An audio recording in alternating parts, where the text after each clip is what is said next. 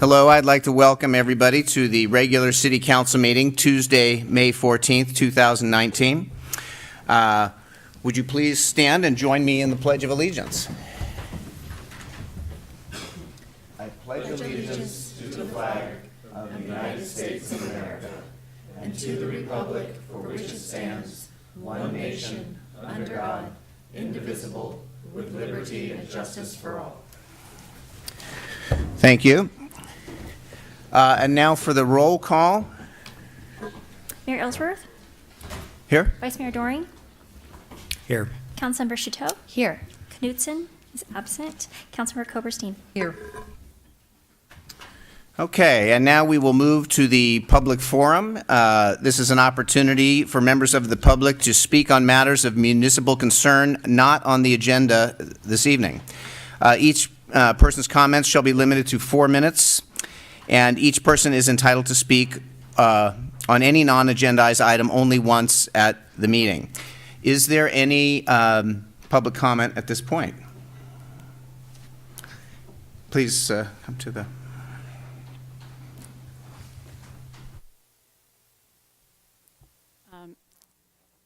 My name is Robin McGuire, and I am, is it on? Screen. Closer. It's not plugged in. No sound.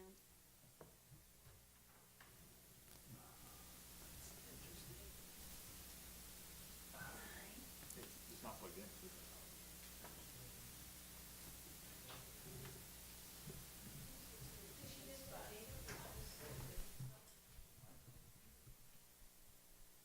Here, this one works right here. Do you want to come sit next to me? Come on, sit here.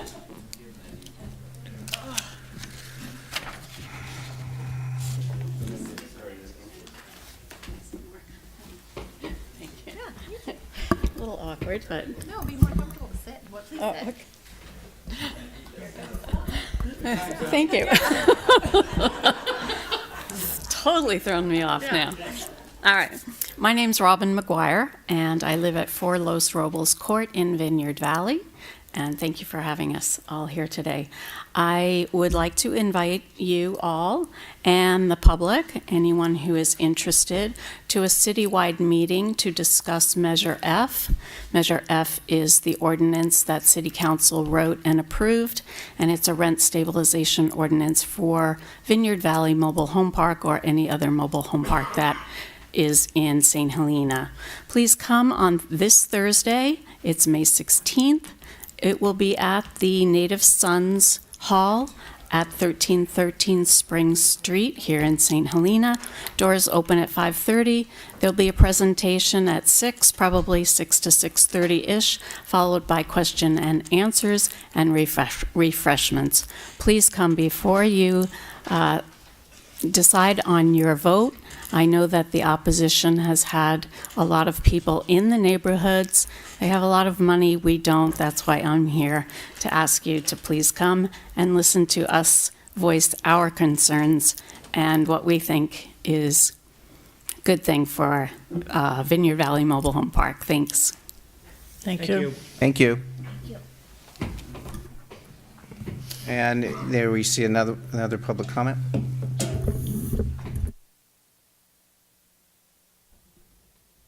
Sorry about the inconvenience. This is very strange to sit up there amongst you, but I'll do my best.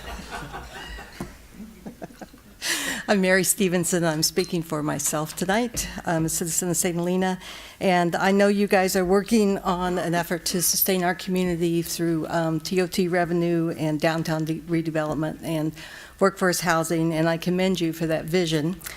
And I understand that you want to entertain another hotel proposal on Adams Street, which you'll be discussing at the next meeting. And I wanted to put in just a thought in your heads before that discussion. I encourage you to consider including a requirement for on-site employee housing in any RFPP that you put out for the Adams Street site. St. Helena has less than 10 actual parcels within the city limits that could have workforce or senior housing on them in a quantity of 20 or more units, which is needed to sustain that kind of development. And if we build on each and every one of those parcels in the next decade, we would not solve our imbalance, our current imbalance of housing for jobs in St. Helena. And if a hotel developer takes any one of these sites, pays dearly for it, and builds housing on it, it's not helping our existing housing shortage in St. Helena. So Adams Street is 5.6 acres. Whatever land you offer for a development there, I would suggest that it should include a requirement that a half acre of land be set aside for employee housing. This could provide 20 to 25 houses. A 60-room hotel will require a minimum of 120 employees. That's 120 people on our roads and needing to live in our area or traveling in. And that 120 people will require 40 to 60 existing homes. So if 20 to 25 houses were built on the hotel site, then that would help solve the problem without taking the precious land we need for our existing housing problem. The last time the city did RFPs on Adams Street, we had a similar request, and we were told by the council at that point, and also their consultants, that no developer would do this, it won't pencil out, people in high-end hotel rooms don't want the employees living on site. There's lots of reasons, but I don't see why you can't ask. I don't see why we can't make that a requirement for somebody who's going to come in and, over the long run, make a lot of money in St. Helena to house some portion of their employees on site. So I thank you for listening. I also want to make two comments. I know that you're going to honor the Public Works Department. I just want to give a shout out to Erica and her crew, who has been most knowledgeable and helpful to our town, St. Helena. And I also wanted to say that I can't believe you're actually going to approve the general plan tonight. Wish I could stay for it, but I got a date with the Warriors. Congratulations. Thank you. We might be, we might not quite get there tonight on the general plan, but are working diligently. Okay. Seeing no more public comment, I seem to be having a little trouble with this mic. You need mine? Well, let's see. It just seems to be. Might have to. Let me try it one more time here. Okay, so we're going to move on now to reports by staff and city council, future agenda items, and AB 1234 reports. First, I'm going to ask the city attorney. We had a closed session today. Was there any reportable action? The City Council did meet in closed session this afternoon to discuss those three items designated on the posted agenda for that meeting. No reportable action was taken. Thank you. And I'm going to change things up tonight a little bit and go this way in talking to our department heads. Ms. Smithies, is there any, are there any reports from the Public Works Department? Well, in honor of Public Works Week, I could talk about later, but we're going to have an open house next Thursday at the Courtyard from 4 to 6. There'll be refreshments there. A flyer will be posted on the website later this week. In addition, we're going to start mowing the flood project and Wapo Park at the end of this week. So, great, thank you. Our Planning Director, Mr. Hausch. Thank you, Mayor Ellsworth. I just wanted to announce that last week I let the city manager know that I am resigning from my position as planning director here to take a position closer to my family in Katati. So my last day will be June 11th. Words can't really express all my appreciation for the opportunities that St. Helena has given me. It's been an amazing place to work and to get to know all of you. And I'm leaving you with an amazing staff, and they're completely ready and able to move forward the priorities that this council sets. Thank you. Thank you, Mr. Hausch, and I'll let you know that words can't express how much we appreciate all you've done and the work you've put in here, and you will leave a legacy with the general plan, and it's most appreciated, and we wish you all the best. Thank you. So, Ms. Mitz, our finance director, nothing? And I will move to Mr. Presswich, our city manager. Well, in addition to wishing my wife a very happy anniversary, I In the wake of the comments from the planning director, I would like the council to, I'd like to request that the council consider adding an agenda item tonight. This would happen under new business at the end of the agenda. And it requires two findings by the council. One, that this was brought to my attention after posting into the agenda via a letter we posted the prior Friday. And then secondly, given the timing issue with the delivery of various policy initiatives that are in our goals, as well as the general plan, as well as the design guidelines that are in motion, I see a timing issue related to the appointment and would like to talk to the council about process related to that. And just to clarify that, the Brown Act says that the council may consider an item that is not on the agenda if it makes two findings. One is that there is a need for immediate action that can't wait until a posted meeting. And two, that the need for immediate action came to the city's attention after the posting of the last agenda. I just want to be clear, it's not just an issue of desiring to act quickly, but there needs to be a finding that there is a need for immediate action. Okay. And in my mind, I believe there is. Do I have consensus on the council that we need to address this immediately? Yes. Yes, okay, very good. So we will add that in new business? Thank you. Okay. Mr. Knudsen? The council should vote on that. Oh, okay. That should actually be made by a motion to the council. May I hear And a it needs motion? to be, it will require a unanimity among the council here. Okay. Is there a motion? I'll move that we add a new item 11.2 to new business, a discussion with the city manager about how to proceed to fill the position of Director of Planning and Community Improvement. I'll second. Roll call, please. Councilor Coberstein? Yes. Shuto? Yes. Vice Mayor Doring? Yes. Mayor Ellsworth? Yes. Very well. And then I will move to reports by council members. Ms. Shuto? Yes, I was, since our last meeting, I went to the St. Helena Tourism Improvement District. So I promised to point out that we would acknowledge that they just celebrated their National Travel and Tourism Week last week, and how much they benefit our community with they're the second industry for jobs for us, so 15,000 jobs. And also, I saw at the last meeting, we were able to give funding to the Vine Trail. That was very exciting to me. I think that's a great project for our community.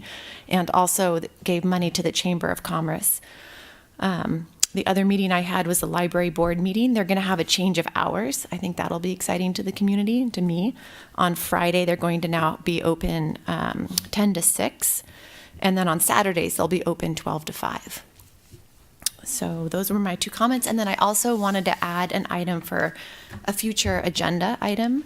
I wanted us to be able to look at our policy and options for flying the rainbow flag, where we can best support the LGBTQ community and where that makes sense.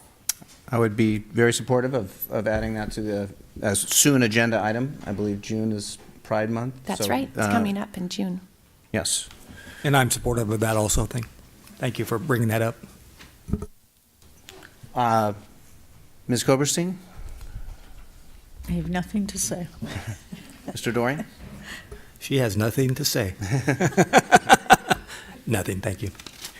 I have two items. First, we're going to be holding our second preparedness fair this coming Tuesday, May 21st, at the Firehouse. This is preparedness for emergencies, wildfires, possible power shutoffs, likely power shutoffs by PG&E this summer. So please come out next Tuesday, May 21st, 6 to 8 p.m. to the St. Helena Fire Department so we can all learn more and become more educated as a community as to how we can be more proactive in protecting ourselves and our community. The second issue is I want to take a minute to discuss some concerns that have come up regarding our city's legal expenses, which appear by comparison to skew on the high side over the last number of years. And while we very much appreciate the work of our current firm, I think it's time we look at some other possibilities or other models for how we structure and manage our legal costs. At present, we use a contract system with an outside firm who's done excellent work. well, some cities use more of an in-house model or even a hybrid approach. And I think it's worth exploring whether a different type of model or maybe a different firm that works with a different model might help us find some efficiencies and discipline in our costs by a different approach. As we reach out in looking for this, I would certainly invite our current firm to participate in making suggestions or putting out ideas for models that might work in terms of helping us find efficiencies. So I wanted to see if there might be some council support or some input on this moving forward, or maybe from the city manager if we have a thought of how to move this concept forward to look at.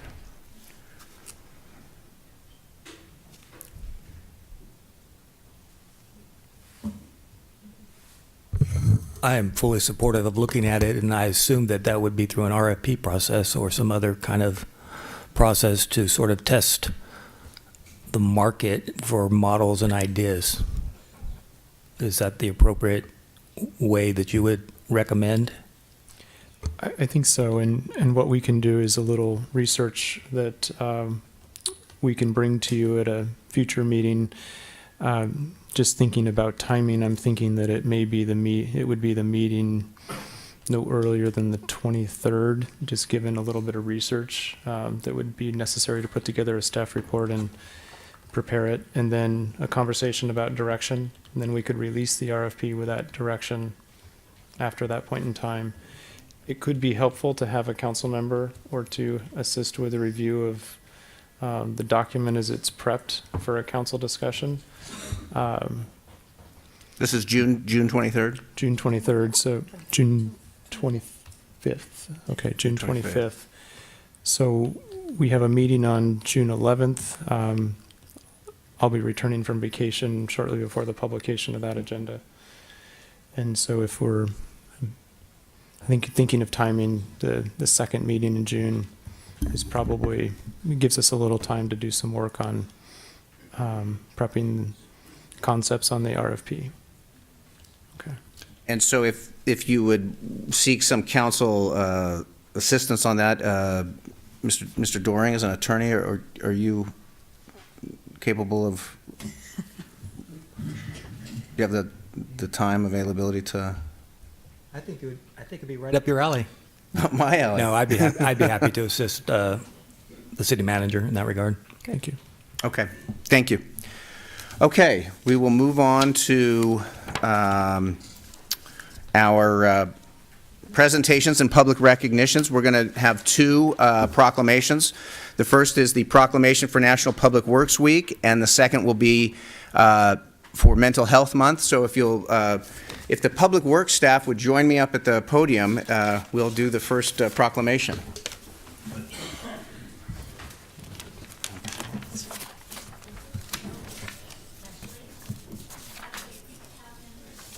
Mr. Mayor, since we're having technical difficulties with the mic, if you could have everybody go stand beside you and project your voice into your microphone. Okay. So, let's see, we'll wait till everybody's up here. This is great. This is very fitting because you do an incredible service and job for us. So I'm glad to have you all right up here. And I want to start off by shaking everybody's hand and saying thank you. What you do for us is incredible.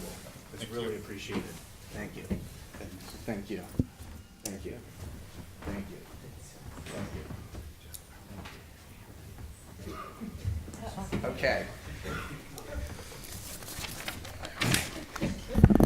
City of St. Helena Proclamation for National Public Works Week. Whereas public works services provided in our community are an integral part of our citizens' everyday lives, and whereas the support of an understanding and informed citizenry is vital to the efficient operation of public works systems and programs such as water, sewer, streets, and highways, public buildings, and solid waste collection, and whereas the health, safety, and comfort of this community greatly depends on these facilities and services, and The quality and effectiveness of these facilities, as well as their planning, design, and construction, are vitally dependent upon the efforts and skill of Public Works crews. Now therefore be it resolved that the City of St. Helena City Council, city staff, and the citizens of St. Helena do hereby proclaim the week of May 19th to 25th, 2019 as National Public Works Week and encourage all citizens to join us in this worthy observance. Thank you. May I present this to...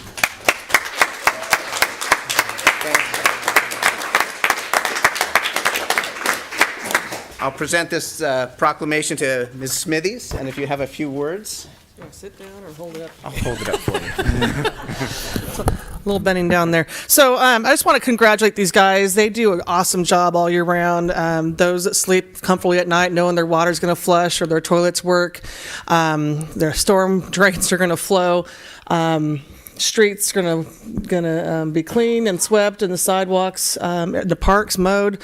This is the group we're looking behind. About half of them are here tonight. The other half are probably going to sleep or have their families at home right now or live a little bit further away. But it's a privilege working with these gentlemen.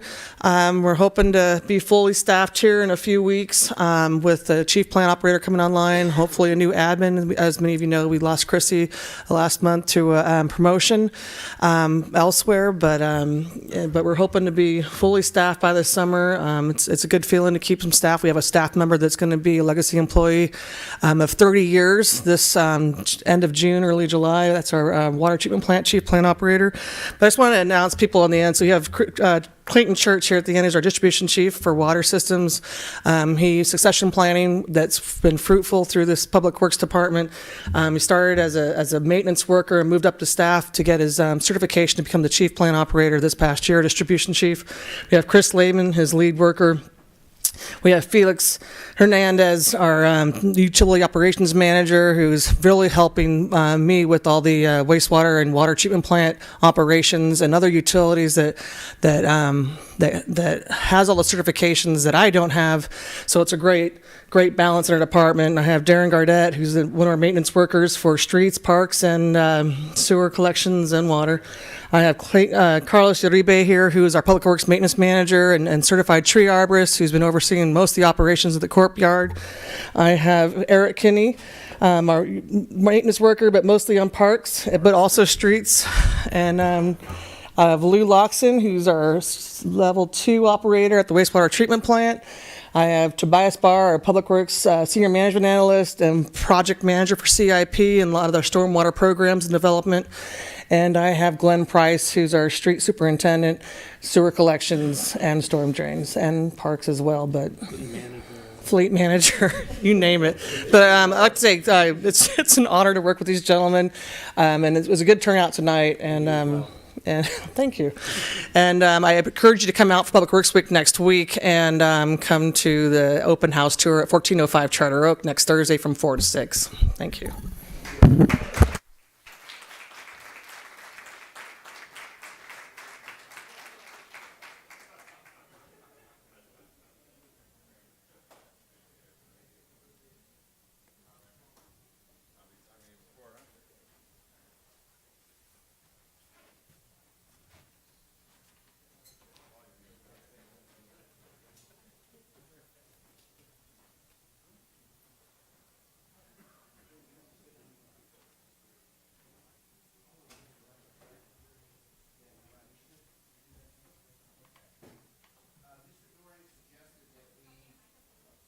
That we take a break and figure out this microphone situation for...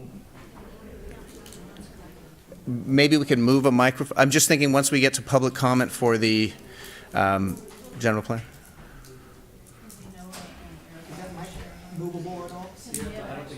Let's take a 5. That would be a great idea. Okay, to take we're going to take 5 and get this adjusted, and then we'll be able to move forward smoothly. Thank you.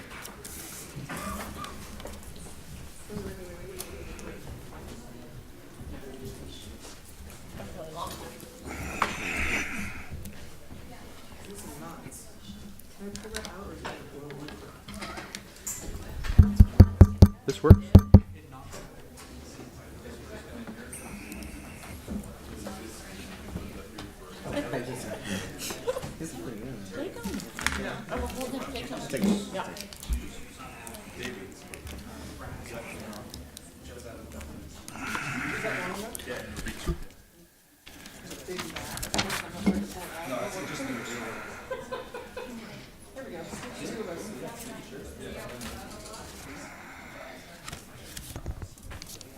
Polly, what ginger chews?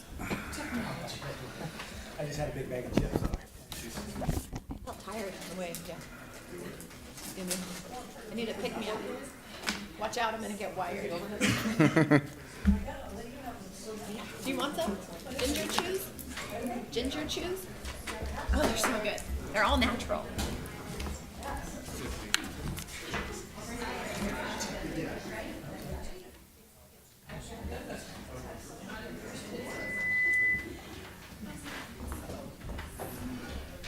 Thank you.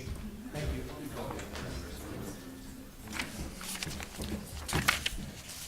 Okay, are we settled in there with that? Great. Oh,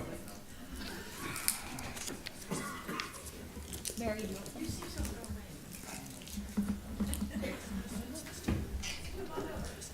What was that look for? for the clean.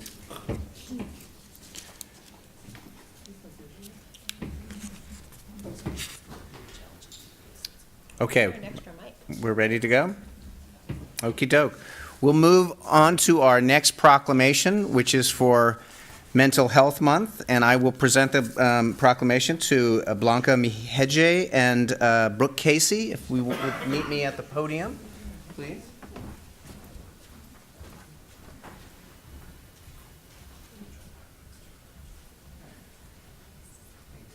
Joining us. Thank you.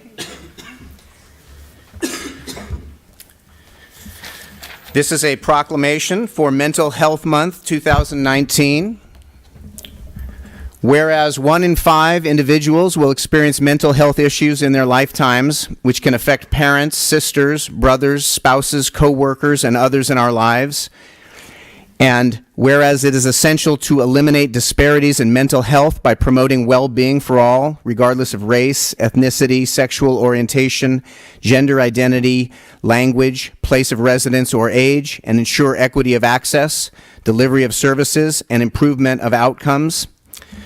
Now, therefore, let it be resolved that I, Jeff Ellsworth, Mayor of the City of St. Helena, do hereby proclaim May 2019 as Mental Health Month in St. Helena. As the mayor, I also call upon the citizens, government agencies, public and private institutions, businesses, and schools in St. Helena to recommit ourselves and our community to increasing awareness and understanding of mental health. Thank you. I will present this to you, and if you would like to say a few words, it'd be wonderful. Thank you. Hi, I'm Brooke Casey, and I'm a resident of St. Helena, and I'm here on behalf of Mentis, which is a community-based organization in Napa that provides mental health services up and down the valley. And we're really grateful for this proclamation. I think it's an important step towards reducing stigma and increasing awareness. Thank you. Thank you.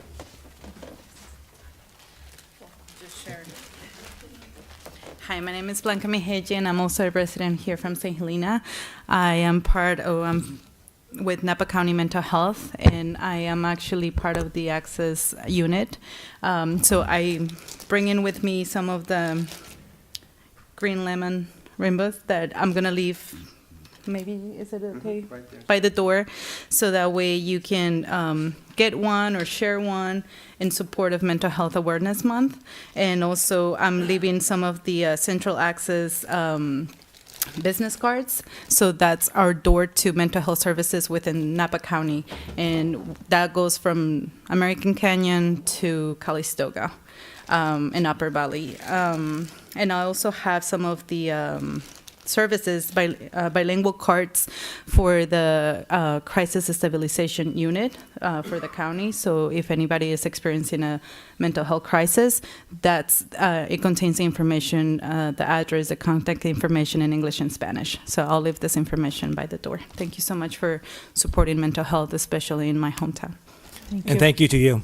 Thank you. Thank you for being here. Thank you.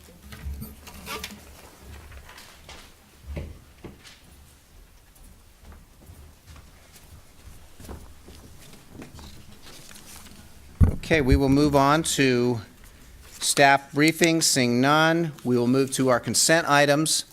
I have one item here that I will have to... Oh. I have one item here that I will have to read. Should I read that now? So this is item 8.3. Consideration and proposed approval of a resolution approving amendment number 2 of City Manager's employment contract, and in accordance with the requirement of California Code Section 54953C3, providing an oral report summarizing the recommended final action for City Manager contract amendment beginning July 1st, 2019, that provides for an additional 1-year contract extension to June 30th, 2024. So with that being read, I would entertain a motion to pass all of our consent items. So moved. This is items 8.1 through 8.5. 8.1 through 8.5. Is I'll there second. Before the council votes, can I have one moment, Yes, please, please. to confer Certainly. with the city manager?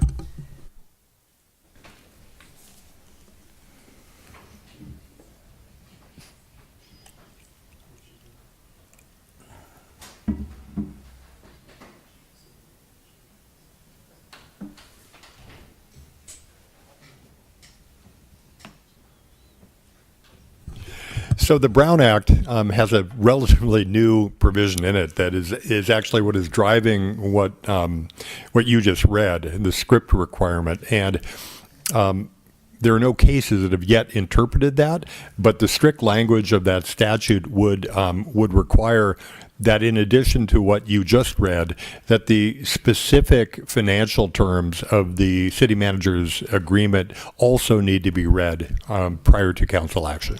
Okay. I would have... Just the change or the whole thing? Let me see if I can... Last year, so that's the same number. Jeff, I have it up. Do you have it up? Okay.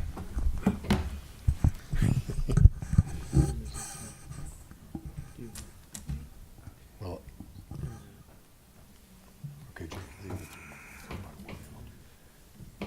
So the first, I'm sorry, I didn't mean to interrupt you. No, please. I'm trying to Okay. find where we need to be. In the agreement itself, those financial terms that the Brown Act requires be read are spelled out. And I'm going to go through those because the Act does require that. Thank you.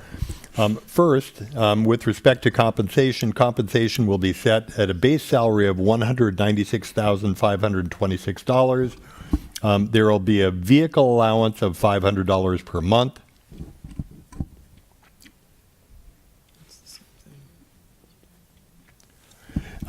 In addition, there is deferred compensation whereby the city matches an employee contribution up to $200 per month. Do you want to talk about this? No. And of course, the rest of the terms of the city manager's agreement are set forth in that agreement, and that is a public document available for public review on request. Okay, so that satisfies what needs to be read? Yes, and now the council, it would be appropriate for the council then to entertain a motion. Okay, and so now I will entertain a motion to pass our consent items 8.1 through 8.5. So moved. And a second? Second? Roll call, please. Councilor Coperstein? Yes. Chateau? Yes. Vice Mayor Doring? Yes. Mayor Ellsworth? Yes. Thank you. Okay, we will move on now to public hearings. 9.1, consideration and proposed resolution approving the annexation of territory into the St. Helena Municipal Sewer District, MSD number 1, MSD annexation number 136, 1710 Dean York Lane, St. Helena, California, 94574, APN 009-680-004-000. And I will ask the staff to take over from here. Who am I looking for? Ms. Smithies. Thank you. Public So Works. this is a sewer annexation standard. So the process is a public hearing. I have the applicant, Tim Meadows, here in the audience if there's any questions of them. But they came through Planning Commission earlier last year, and we're coming through the process, and part of their conditions of approval is to connect to the city sewer system as part of their home project. Here we are tonight. There's been no comments to the city staff since this has been published or noticed, and at requesting staff adopt the resolution as shown. Very good. Is there any initial council discussion? I see no issues. I'm going to open the floor for any public comment on this issue. Any comment from the public? The record should reflect that the public hearing has been opened. Okay. The public hearing. Very good. Seeing no comment, I will close the public hearing and bring it back to council for some discussion. Is there any comment? I have no comment. From my understanding, we're supportive of this type of connecting to the sewer system as a good step for community health and safety, moving away from septic. So I am certainly in support of this, and I will call for a motion if we have no further discussion. Move approval of the staff recommended action. Second? And a roll call, please. Vice Mayor Doring? Yes. Councilmember Koberstein? Yes. Chateau? Yes. Mayor Ellsworth? Yes. Thank you. Okay, and now we will move to 9.2. This is review and certification of the draft final program environmental impact report, EIR, including the response to comments, mitigation monitoring, and reporting program, and proposed statement of overriding considerations and adoption of the draft St. Helena 2040 general plan update, including all properties citywide and in 3 specific study areas located to the south and east of the current St. Helena city limits as identified therein. This was prepared by Mr. Hausch. Thank you, Mayor Ellsworth, members of the council. I believe the city clerk will be bringing up the PowerPoint. I just want to briefly introduce this item. There's a significant amount of background in the staff report, but really this is the culmination of 12 years of effort by the city, but a concerted effort over the last year since the city council approved the contract with our planning consultant, Dighton Bhatia, in January of 2018. The full consultant team is in attendance, and so we have Andrew Hill from Dighton Bhatia, who is the primary lead for this project. We have Stephen Valivas, who is the CEQA expert for the city attorney's office. We have Ryan Grief and Nancy Moritz. Thank you.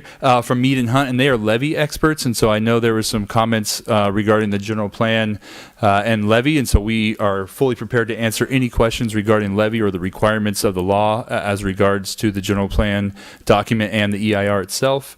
In addition, we have Ian Anderson, the traffic consultant from Fair and Piers, in the house, who's ready to answer any questions regarding traffic and circulation. And I just want to point out, this is an excellent team. These are preeminent experts in Northern California on CEQA and land use issues, and they are fully prepared to answer any questions that this community or the city council would like to raise. And so, as Mayor Ellsworth identified, the item before the council is adoption of the St. Helena 2040 general plan and certification of the EIR, which includes the adoption of statements of overriding considerations. As I mentioned, this is coming off of, as is identified in the staff report, this is coming off of a unanimous recommendation from the Planning Commission after 60 days of review at 2 public hearings. And it's really, their review culminated in a recommendation for an environmentally superior alternative, which will be fully discussed by the planning consultant. And that environmentally superior alternative is called the Transportation Network Enhancement Alternative, as identified in the final EIR. And a summary of this recommendation was provided by the Planning Commission Chair, Lester Hardy, and that has been attached to this agenda item, and a copy of it is provided to you. Lester is unable to attend this evening, although I do see we have one Planning Commissioner in the room. And then also, Councilmember Knutson provided some written comments on the general plan and the EIR. Those are also attached to the agenda item and available for the council and the public, and have been provided to the planning consultant. And with that, I'm going to turn it over to Andrew to go ahead and get started on the presentation. Thanks.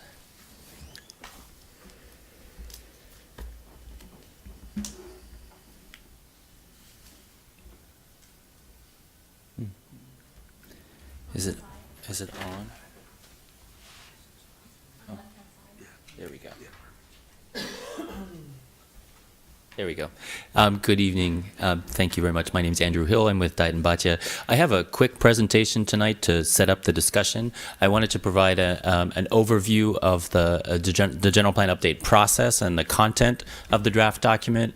Also an overview of the EIR process and a summary of the EIR findings. And then to quickly recap the public comments that we heard during the public comment period. So starting with the overview of the general plan update process, as Noah mentioned, this work is the culmination of 12 years of effort from a lot of people in the community.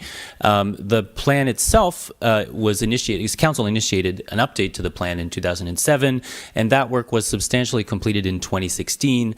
As Noah said, my firm was brought on in 2018 to really do a targeted update to the 2016 plan to make sure that it was in line with new state laws that had come online since the project was initiated, and also to prepare a new EIR.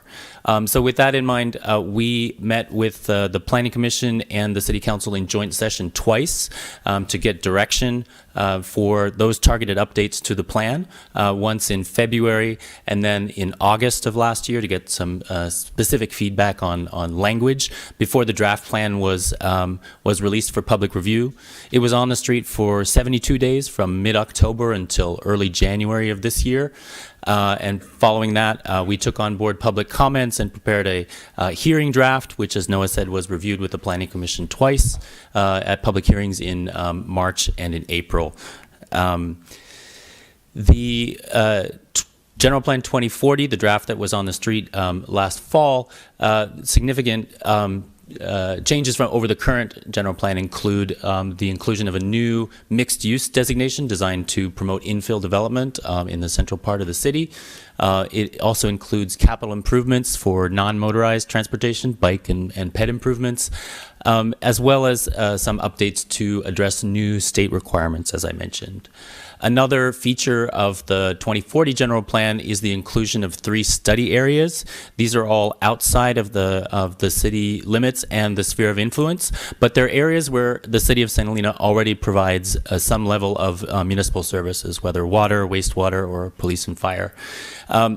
The general plan policy framework would, of course, not apply in these areas because they are outside of the city limits and city jurisdiction. But the purpose of including the study areas was to document existing conditions in areas where the city is providing municipal services.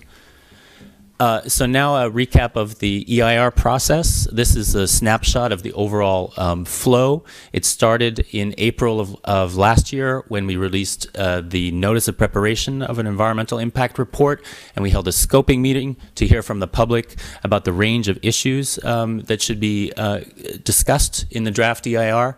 That feedback was taken on board. We completed the analysis and released a draft EIR. As I said, that was on the street for public review in parallel with the draft general plan for a period of 72 days from mid-October until January of this year. During that period, we received over 350 individual comments. Working with the city staff, we responded to all of them and produced a final EIR with detailed responses to public comments, and that went before the Planning Commission at those 2 hearings in March and in April. And here we are today in front of the City Council. So the draft EIR that was on the street last fall addressed all of the issues required by CEQA, everything from agriculture and air quality, biological resources to hydrology, geology, traffic impacts. Additionally, it discussed growth-inducing impacts, cumulative impacts, and it provided alternatives to the draft plan.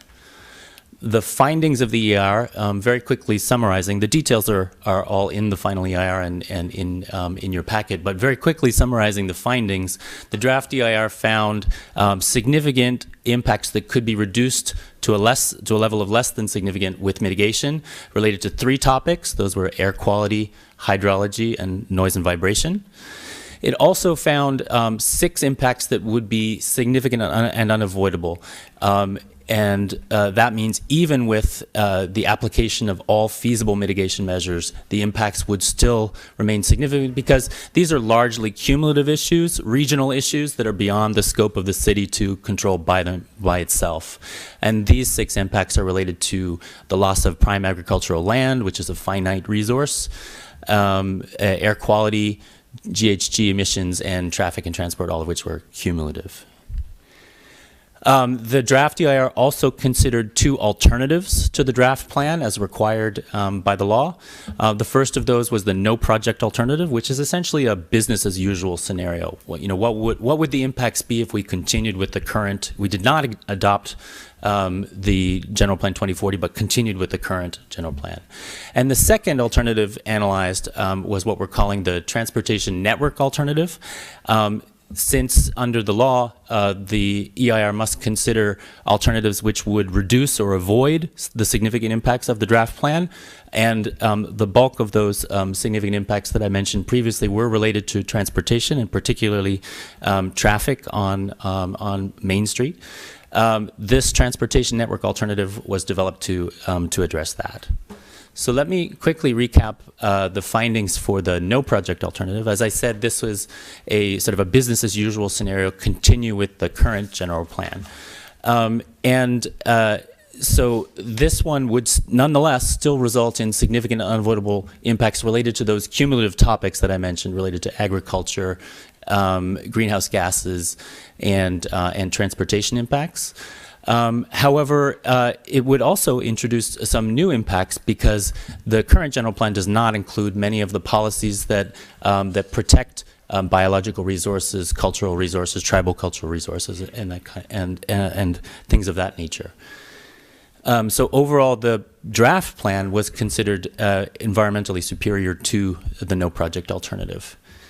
Now, the transportation network alternative that I mentioned before would have the same land use pattern as the draft plan, and would result in the same number of new housing units and new jobs created in St. Helena through 2040. However, the significant change is that it would involve the extension of Oak Street from Mitchell down to Grayson, and this was introduced because it would avoid 4 significant traffic-related impacts on Main Street that would result from the preferred plan, and notably, it would also improve. It would also improve non-motorized transportation within the city.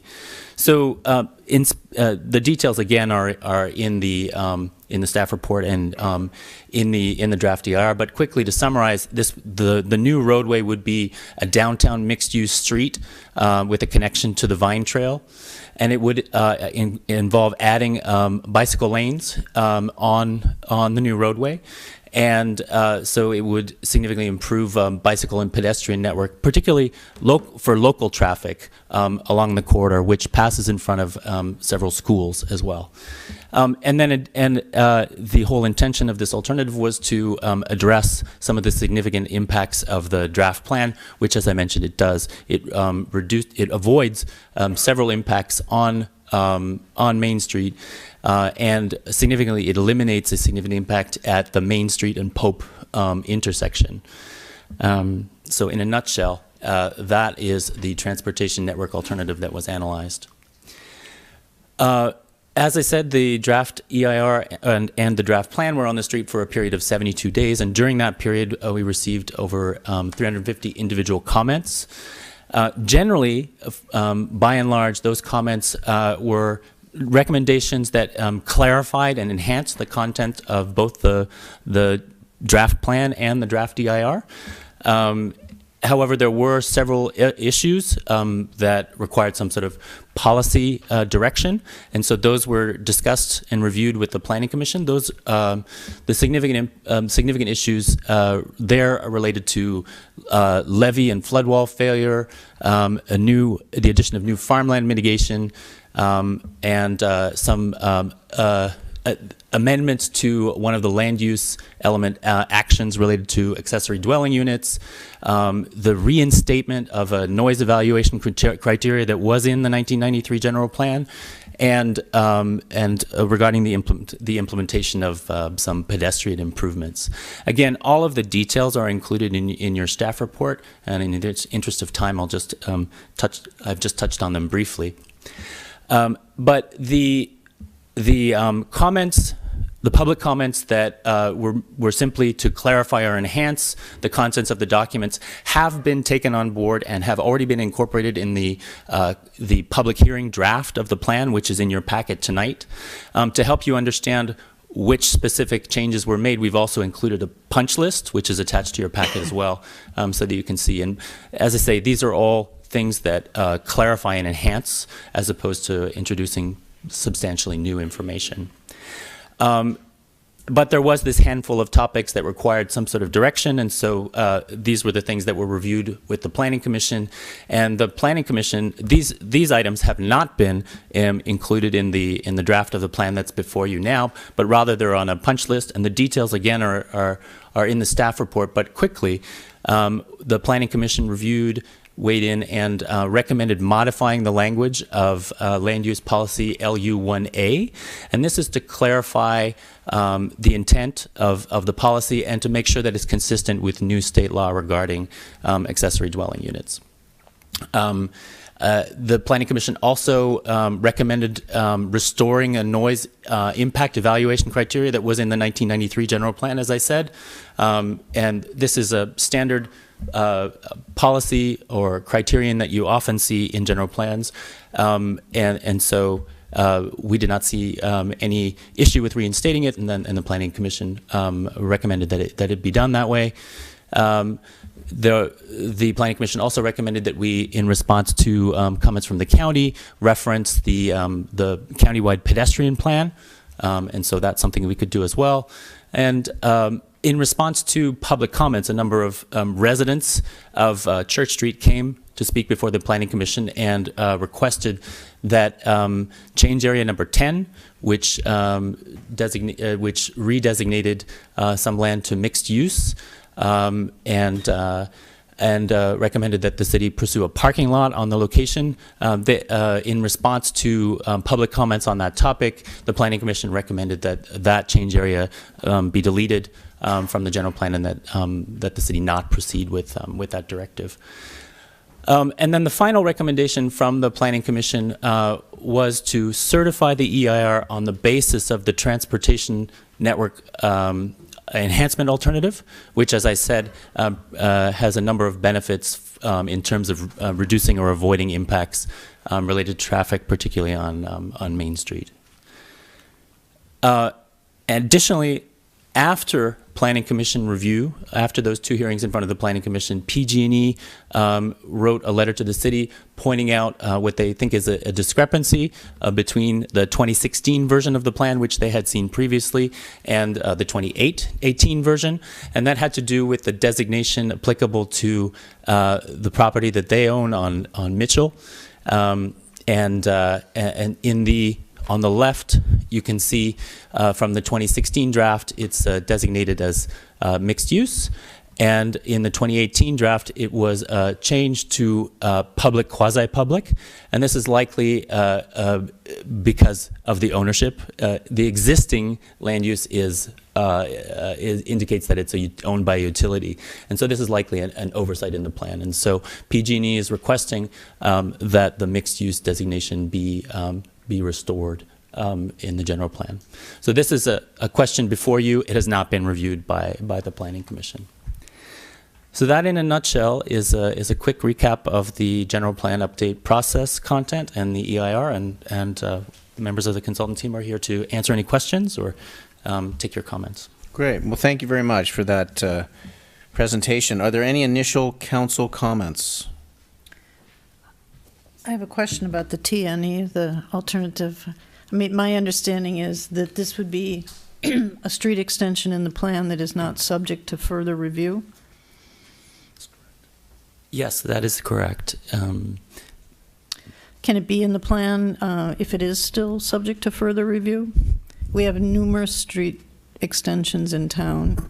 None of the rest of them are in this category.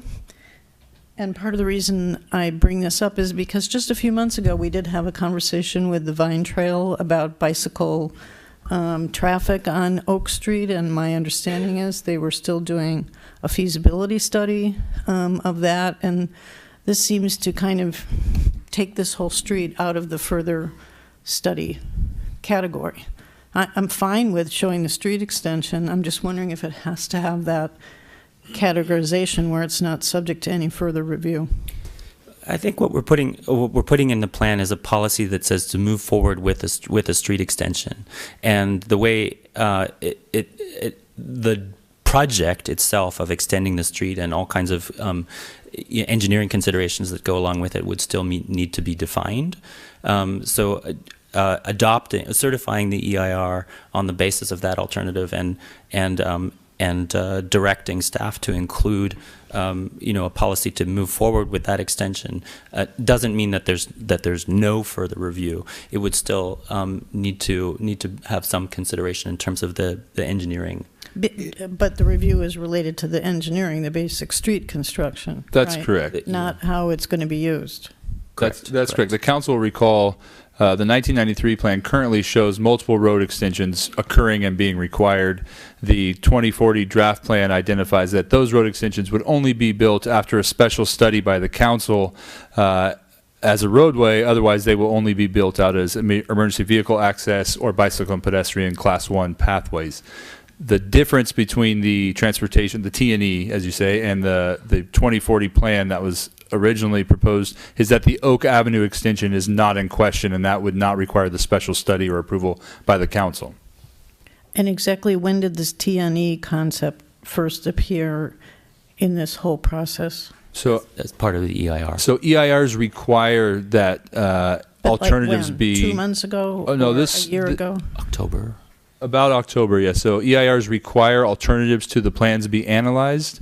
And in this case, this alternative reduced approximately 200 vehicular trips off of Main Street, and in addition to providing a dedicated alternative pathway for folks to use, or a roadway, I should say, for folks to use for accessing the schools and et cetera located on Oak, and that was the basis for the Planning Commission's recommendation to go with this. Both of them are fully analyzed in the EIR, and the City Council can certify the EIR and move forward with the general plan on the basis of either. Okay, I asked because I've received comments about it, and specifically because we had been discussing Oak Street, and I guess I'm still not clear if we can show the street but retain study. It sounds You can. You can. That's in the current general plan that was analyzed. What's being recommended is the alternative that the transportation that the Planning Commission say. But either one are able to be supported and voted on by the City Council, and they're fully vetted. The environmental impacts of them are fully vetted by the EIR. However, the difference being the proposed plan that requires a special study essentially causes more traffic. True.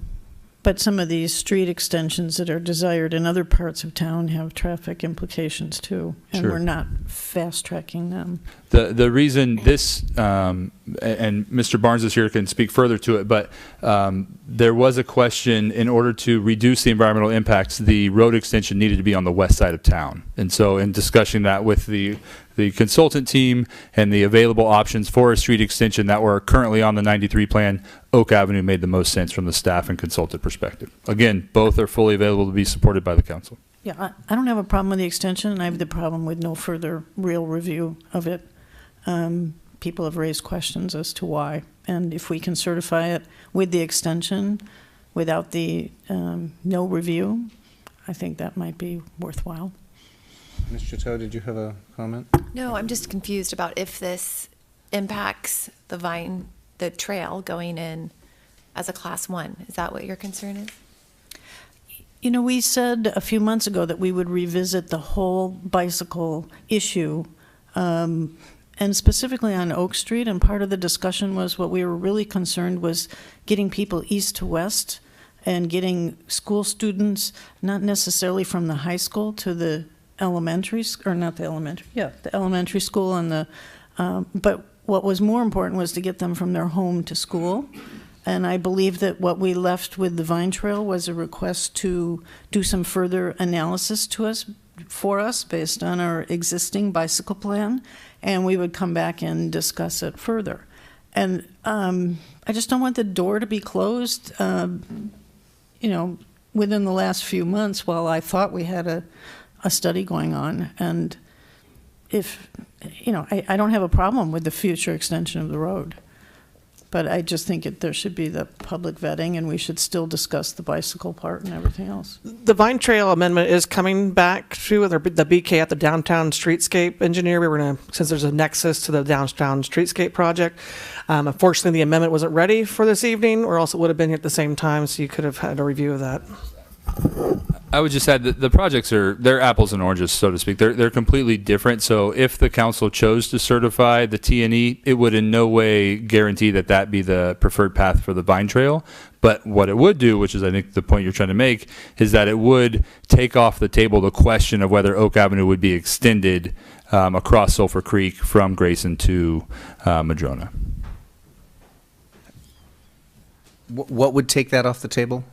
If the council were to go with the Planning Commission recommendation, which is this alternative, which keeps everything the same except says that we will build this one street to reduce traffic.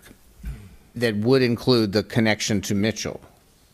Through Mitchell, that's exactly correct. And so without the TNE modification, so to speak, we're looking at that could still happen. Absolutely. And the writing regarding Oak Street would be consistent with the other streets that were sort of laid out for possible extension. That's correct. Okay. Is there any more council comment? I could open it up to the, but I want to wait until we get all our sort of questions out there before I open it up to the public. I just have a request of the planning director to sort of make a general overarching comparison between the 93 plan and the 2040 update. I know it's been done, you know, indirectly, but it would be helpful for our community to get a better understanding. I see the 13 change areas. I see the mixed use is a fairly significant change, and then the 3, study areas. Those to me jump out. But if you could help our community get a better understanding, just the sort of the big picture of what the changes are. Sure, that's an excellent question, because I think the focus has been on the change areas and the study areas, but it's worth noting this document is a blueprint for decision making for the community on every element of any decision that comes before the city council.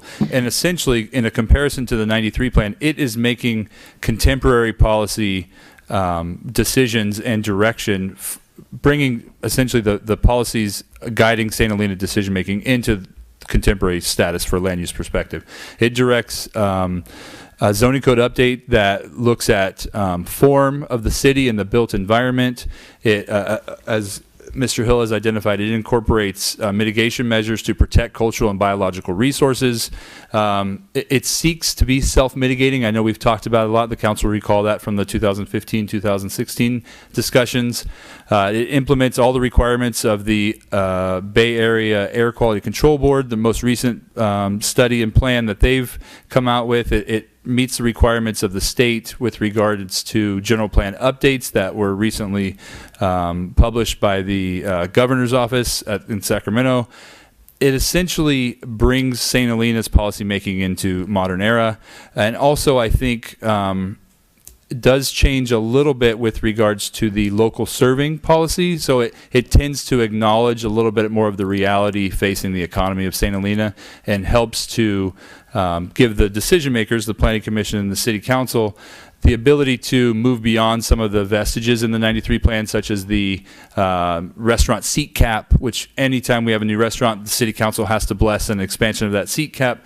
which there's some elements of the 93 plan which just essentially provide work for staff that is tracking and monitoring these elements, which I think the city and the city council and the community as a whole have kind of moved beyond. And so this allows that direction to the staff and the decision making to, again, be modernized.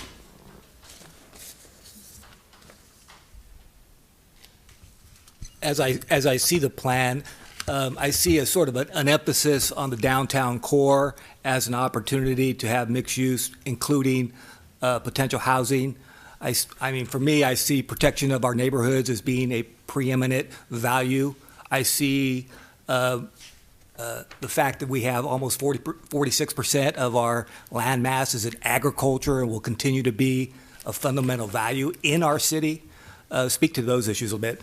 So that's an excellent point. It does look to intensifying land uses in the downtown with the goal of preserving the areas outside the urban limit line. It provides additional infill housing opportunities. So the policy LU1A that the Planning Commission is recommending be further clarified.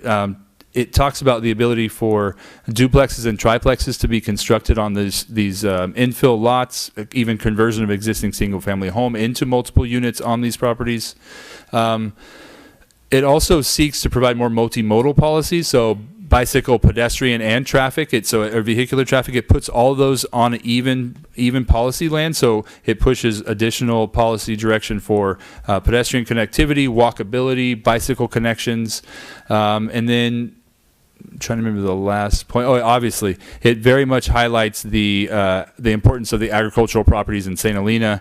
I see the planning director, Mr. Morrison, is here from the county, and I'm sure he'll talk about some of the importance of the ag preserve in the county. It's important to note that St. Helena has valued and preserved agriculture from its inception in the late 1800s, and we have some vineyards that have been designated as agriculture for over 100 years. And so the general plan actually incorporates policy and mitigation requirements for any development that would seek to remove those agricultural lands, and that it has hard requirements for offsets to be fully preserved as agriculture in perpetuity in order to develop agricultural land. And not just the land that we've identified as designated as agriculture in the land use policies, but also that the state has identified as significant agriculture, even if we've already zoned it for residential. So it definitely, in addition to being a contemporary document with forward-thinking policies and looking policies, it does also seek to preserve the quality of life that St. Helena has valued. Thank you. Is there any other council comment before I open it to the public? No, just another, well, I should say, and one other thing I noted is that one of the most important issues I see is the traffic volumes and the speeds in town, the neighborhood traffic issues, and this addresses that in many ways, not only with making it more bike and walking friendly, but also with the roads. And that's one of the reasons why I'm right now in support of the one that the Planning Commission recommended. Thank you. With that, I'm going to open it for public comment. Members of the public have 4 minutes to address the council with their points. The podium is open.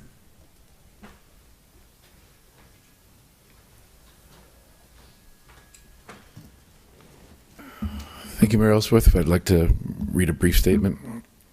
And congratulations to Mr. Hausch, and my condolences to the city. It's been a pleasure working with Noah for the past year or two, and I wish him all the best in his future endeavors. Mayor Ellsworth and honorable members of City Council, Napa County respectfully reiterates its request for changes to the proposed City of St. Helena 2040 General Plan Update prior to adoption of the update and certification of the Environmental Impact Report. As noted in detail in our two previous letters dated December 17th and January 2nd, Napa County has significant wide-ranging and substantive concerns with the update and the adequacy of the EIR. Your staff and consultant responses to the concerns raised by the county and by LAFCO did not adequately address the issues in the county's view. However, the county is willing to set aside those differences in the interest of moving forward if our primary objection is satisfactorily addressed. The primary concern centers on the inclusion of policies LU1G and LU1H, calling for annexation of unincorporated lands to study areas and extension of city sewer services. These policies are especially disconcerting when considered in relation to the 3 study areas located outside the city's boundaries adopted sphere of influence, which were added to the update and the EIR within the past year. Policies LU1G and H are in conflict with the stated purpose, including the study area, as noted in our 2 prior letters. Although there's the update in EIR read now, annexation of the study areas is purportedly not under consideration. Policies LU1G and H clearly contemplate annexation and extension of sewer service to these same study areas. This is both confusing and potentially misleading, as these policies appear to allow for the pursuit of annexation and SOI expansion at some point in the future during the life of the general plan.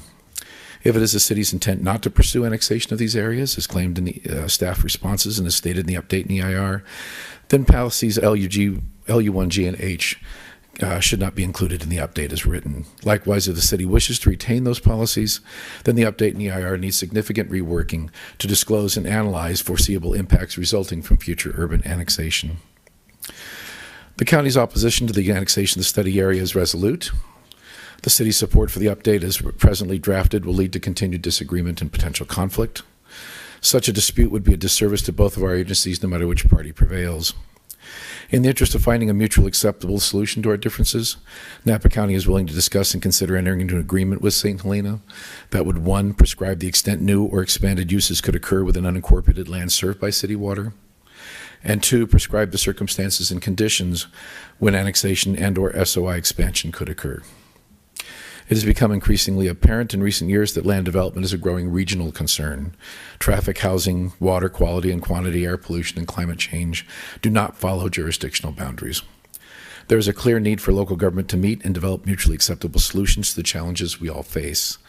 Unilateral decisions, particularly those that directly affect neighboring jurisdictions, would not result in long-term solutions. On behalf of the county, I urge the council to reconsider policies LU1G and H and allow a dialogue to begin on this critically important matter. Thank you for your time this evening. Thank you for being here. Thank you. Appreciate it. Is there any other, we have more public comment? You can make a comment. You can make a comment on it. Okay, well, you just Please come up to the... Take it outside. I should know better. The only reason I'm here is because I don't want to lose my public comment time with a question. So that's why I was yelling from the back, and I apologize to everyone for that.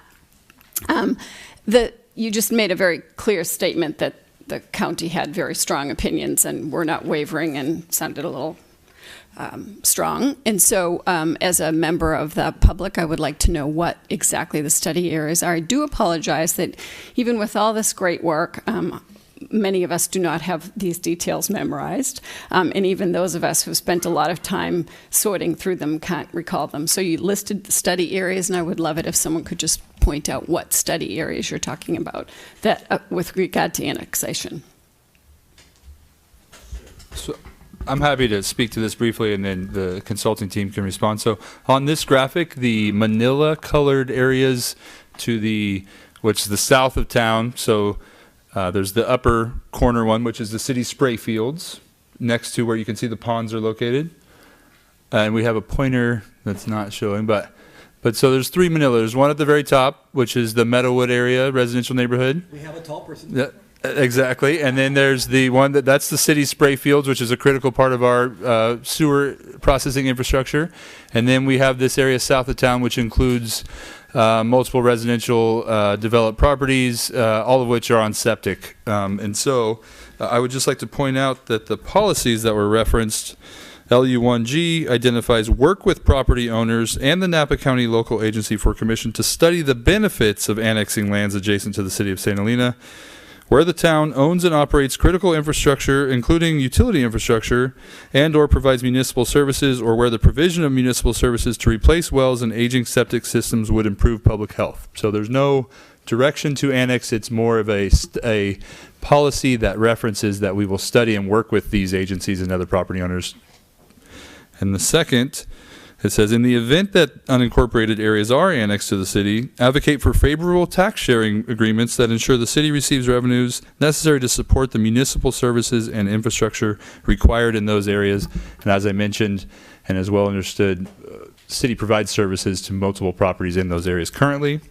And I would just like to add in response, any future annexation would require subsequent CEQA analysis, public hearings, and in no way does this, the fact that they are included in the general plan EIR, allow a fast track towards annexation or a future development. Okay, thank you. And I think that that to me qualifies as a clarification of the previous speaker. So if you do have public comment, now is the time to.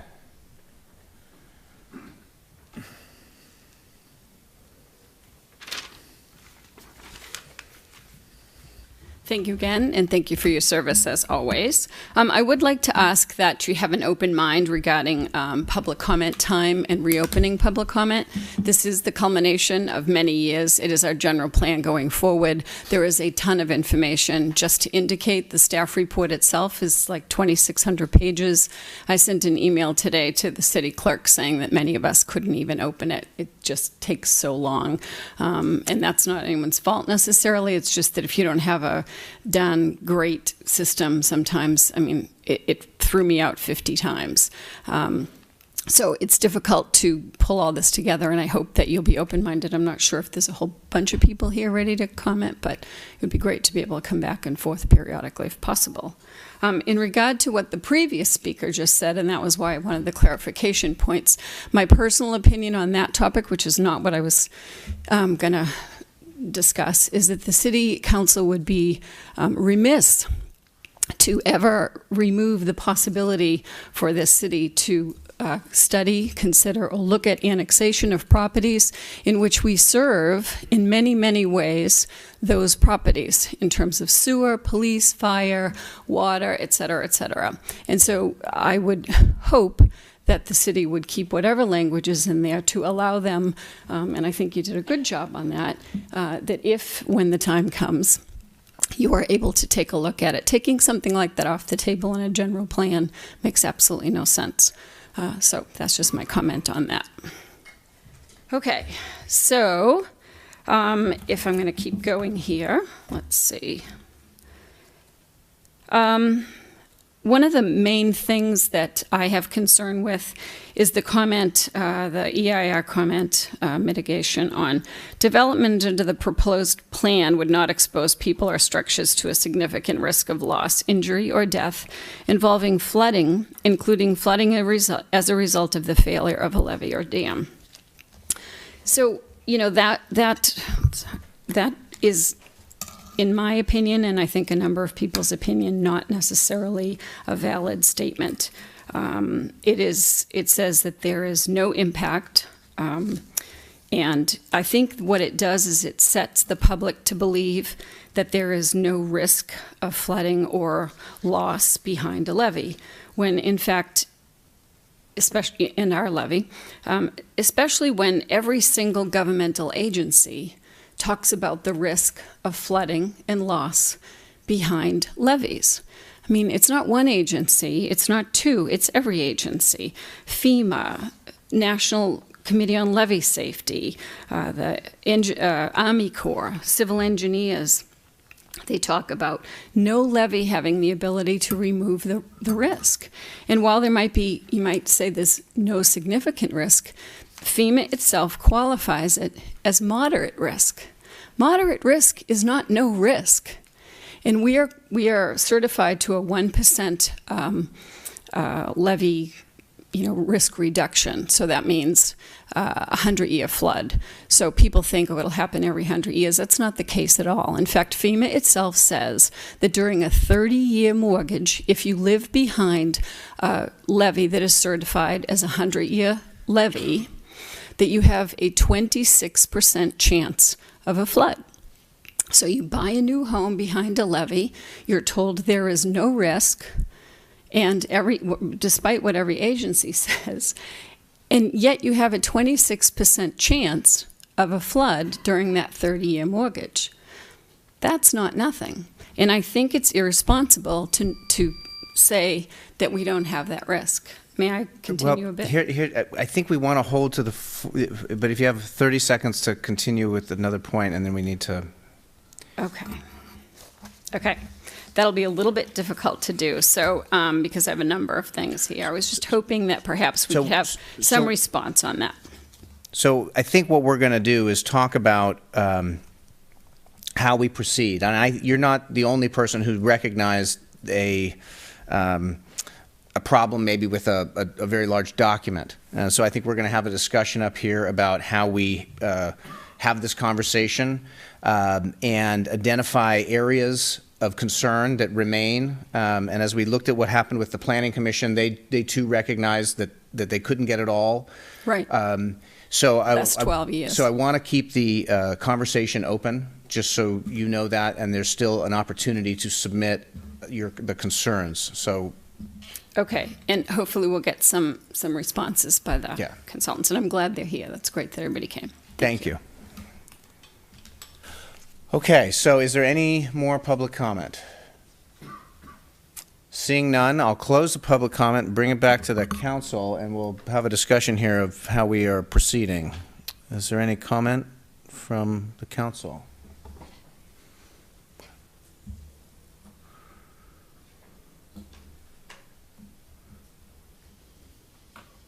Well, it sounds like there's some concerns about process. I'm willing to open. I mean, I've struggled with 2,300 pages. It didn't download. I tried to get as much hard copy as I did, but I did get through the vast majority of it. I feel comfortable moving forward. I think the Planning Commission did an excellent job on a 5-0 vote. I think there's been a number of comments. There are a lot of areas of the general plan that I've seen sort of migrate and evolve over many years, some to my satisfaction, many to my dissatisfaction. I think that this is a plan that will probably have to evolve further in amendments and just clarifications. You see errors here and there, but in general, I think it's a very strong document. The EIR is important to look at because it does add extreme value to the alternatives that were mentioned. I am troubled by the Oak Street extension and removing the study or adding it back as a study, in the future. I do think it's actually very critical to have the Oak Street extension. It's been there forever. I frankly think, and there's one area where I'd be willing to compromise. I think we should have all the extensions without a lot of study because I think they're all critically important. They've all been vetted, but I see that not all the community is on board with that. I'm willing to accept that. But the Oak Street extension to me is extremely important for our community because of its acknowledgement that there are areas of Main Street that need to be mitigated. But I do recognize that there is this issue with the Vine Trail and what hopes and dreams that they have for Oak Street. And I'm wondering if we can sort of divorce that just by sort of removing that area of language and saying, this whole notion about a connector to Vine Trail, we don't need to say that. But I do think, because Oak Street is a long street, obviously, we're really only talking about half of Oak Street, but it does have an implication for the other half of it in terms of, there's one thing to say bicycle use, make it user-friendly for bicyclists. It's an entirely different notion to say this is the Vine Trail or a substantial connector to the Vine Trail. I personally am not willing to go there, and so I don't even want to give it a hint without further sort of evaluation of what that means. So I'm okay with the Oak Street extension as this alternative plan. I think it's critical for our community, and we can't be wishy-washy about it on that one. That's just too important. But separate out the Vine Trail for another day. That would be the way I would approach that. The frustrating thing about county comments for me, and I respect the county and I for their sort of robust defense of sort of county lands and county money, frankly. But it seems very rich and very ironic that the county would allow development in the beginning and then come and complain, even though this is development that is not agriculture. So then come after it's been developed and ask the city to take a stand that sort of says, no further development and no annexation. To me, that is very difficult to swallow. Very difficult to swallow. Okay, so I'm thinking, when I was looking at this, I was thinking that, our chair of the Planning Commission is a land use attorney.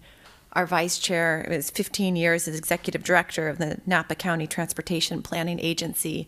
They had a 5-0 vote to move forward on this, knowing that as soon as we pass this, we can then start meeting on, we know that there are things that need to be worked out. Let's work those out. Let's set up a meeting. They've asked that from us. So I'm in full support of moving forward with their recommendation. I think we need to adopt a plan. We have an inability to get things done. Something like this shouldn't take this long. I would like us to maybe wait one meeting. I think it's very unfortunate that our full council is not here this evening. And David had a number of comments that he submitted. I think we'd be remiss if we just went ahead and adopted it tonight. I do think it's got some issues, and that if and when we adopt it, whether it's tonight or next time, we need a clear plan for what is our first amendment, because the plan says nothing about all the work that's been going on in the last 2 or 3 years. And I think it's very important for us to have an amendment that focuses on our downtown and maybe identifies more change areas now that we know properties that are likely to be developed as something different. I personally thought David's comments were pretty harmless about the paths, the joint paths for bicycle and pedestrian, and maybe they can't come in right now because it's too much work to get them all in, but it seemed to me like something kind of forward thinking that could come in a first amendment. And perhaps what we need to do is have a meeting with the chair of the Plan Commission and, kind of outline that scope of work so that we don't just adopt a plan and then put it on the shelf and not be ready to move. I think there are some critical things that we need to do so that we can move forward on things that we've actually been talking about doing in the last couple of years. I support Paul's comment about changing that language in there. I mean, I would note if some of these street connections on the east side were given the same green light, some of those people might not have to go to Main Street to get out of town. I think that there is maybe traffic mitigation that comes from giving people better ways to get to the Silverado Trail. And so I'm just puzzled, why the one street gets the full go-ahead and the others don't, because I think there are traffic benefits to get from all of them. And it was brought to my attention, and I think there's some merit in it. But I can go with it as long as we're changing that language on the bicycle issue, which is still under study. So I would hope we do not adopt this tonight. Not that I don't want to adopt it, but I think the public needs a little more opportunity to review it. 2,300 pages was a lot, and people had difficulty accessing it. And I think we owe them a chance to come and speak to us once more or send comments when they're able to get the whole draft. I think that we've all had this since fall, and this is just updates that if you wanted the whole document, you could have accessed it by going to City Hall. And I also think that the Planning Commission would have done a very different process and considered all of these different points that we're now considering and David Knutson is considering. But they were hearing signals from the City Council for the past couple of years that we need to get something passed. So I think that at any one meeting, any one of us could be gone, we could be sick, one of us could not be here. I think that we need to get this done and then say that we're going to move forward right away and meet with the Planning Commission and review whatever needs to keep it going, whatever changes need to happen. Well, here's where I am. I concur that, and I respect the Planning Commission's 5-0 passing of this, but I also, the points that Ms. Koberstein brought up are, to me, solid points. I believe we need to pass this very soon. I believe that that's what we're doing, but I do believe that the public deserves an opportunity for a bit more time, whether it's one more meeting, the next meeting, when David is back. I think that's also part of it, if we can have the full council and try for that. But the strongest argument for me in holding off a bit is in laying out our next steps. And what we got tonight with this summary was excellent. And this helped clarify and boil down where we are and what's left and what's next. So I think if we take a little bit of time and identify what our next steps are, then when this is passed in the very, very near future, we can move right into an established plan, and we won't be arguing about that plan. We'll be moving into it. So my inclination is to wait, and what I'll do is, if I can ask the city manager in terms of his thoughts about whether the 28th or June 11th, or us, the planning director as well, would be. So, first of all, I just want to announce, anyone who's had trouble accessing the document, there's public documents or drafts available at the library and at City Hall, and have been throughout the process. And anyone who has challenges accessing it, please call me directly, and I will provide them, make sure people can get them. A little bit ahead of just give me a little bit of time, but I can absolutely provide copies and make sure people can get them.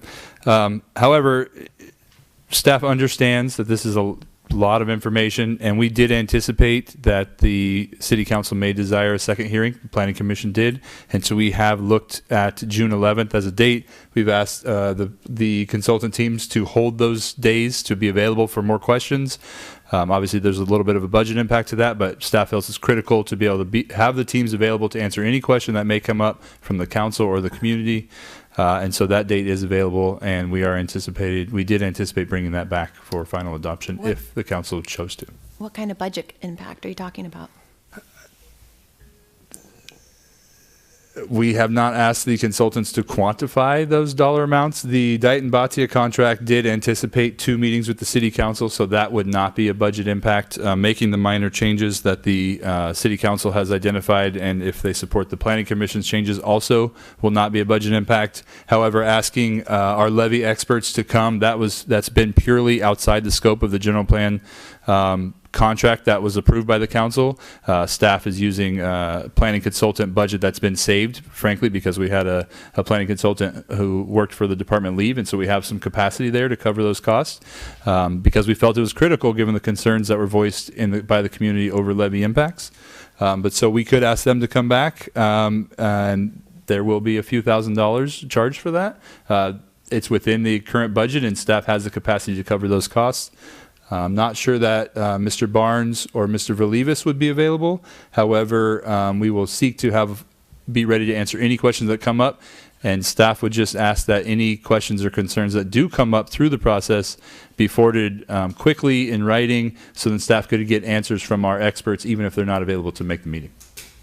Very, very good. And the additional thought that I have is that we as a community and the council and the public really boil down what our concerns are, so we can create whatever the list is for what we need to deal with next. I mean, I think that the case has been made that this is a strong document that has the support to go through, but what do we need to address quickly afterwards? And I think we can take this time to boil things down and identify that. I would surmise that every single one of us would probably have a different idea of what would happen next, and that in itself could be a long, daunting process in terms of policy discussion. And I'm not sure, I do see the value of giving the community an opportunity to read it. I think, in all fairness, I think that's the right thing to do. You can tell I'm anxious to move forward. But in terms of having a discussion in 2 weeks on that separate issue, I could see that derailing us, frankly. Oh, yeah, and I would. Based on past history. We could do that in the meeting following, but sort of divorce the two. Sure. I think a week here or a week there, frankly, is not going to make a big difference in terms of our life. It could make a difference in terms of cost and in terms of your availability, frankly.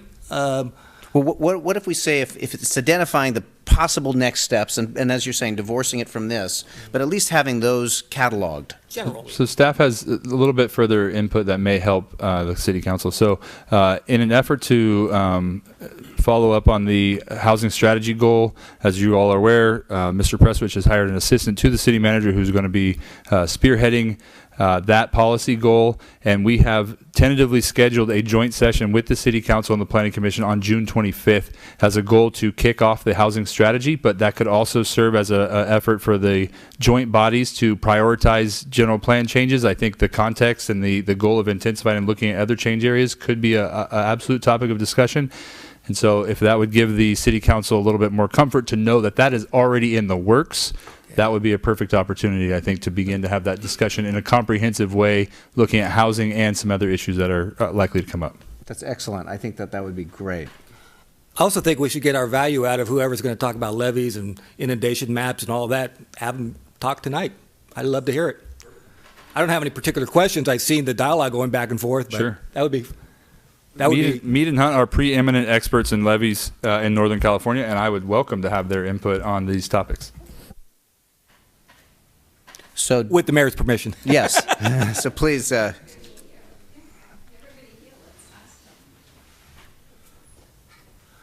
I'm assuming that you've seen some of the questions already, and they can respond to some of the questions. Okay. Sure. Before I let the levy experts up, I just wanted to take an opportunity quickly to respond specifically to this comment to provide a little context that I think will be helpful for the discussion. The draft EIR is intended to analyze the impacts of implementing the draft plan. And so the question to which the answer was no significant impact related to levy failure really means that implementing the draft plan doesn't significantly increase the existing risk related to breach of the levy or create a significant new risk. That doesn't mean that there isn't already a risk there, which the city has acknowledged and taken action to address with the flood control project.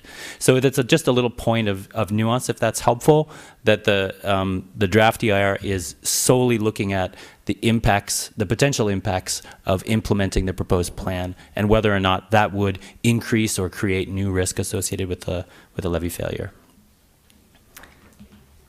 Thank you for that clarification. I think that's important to note.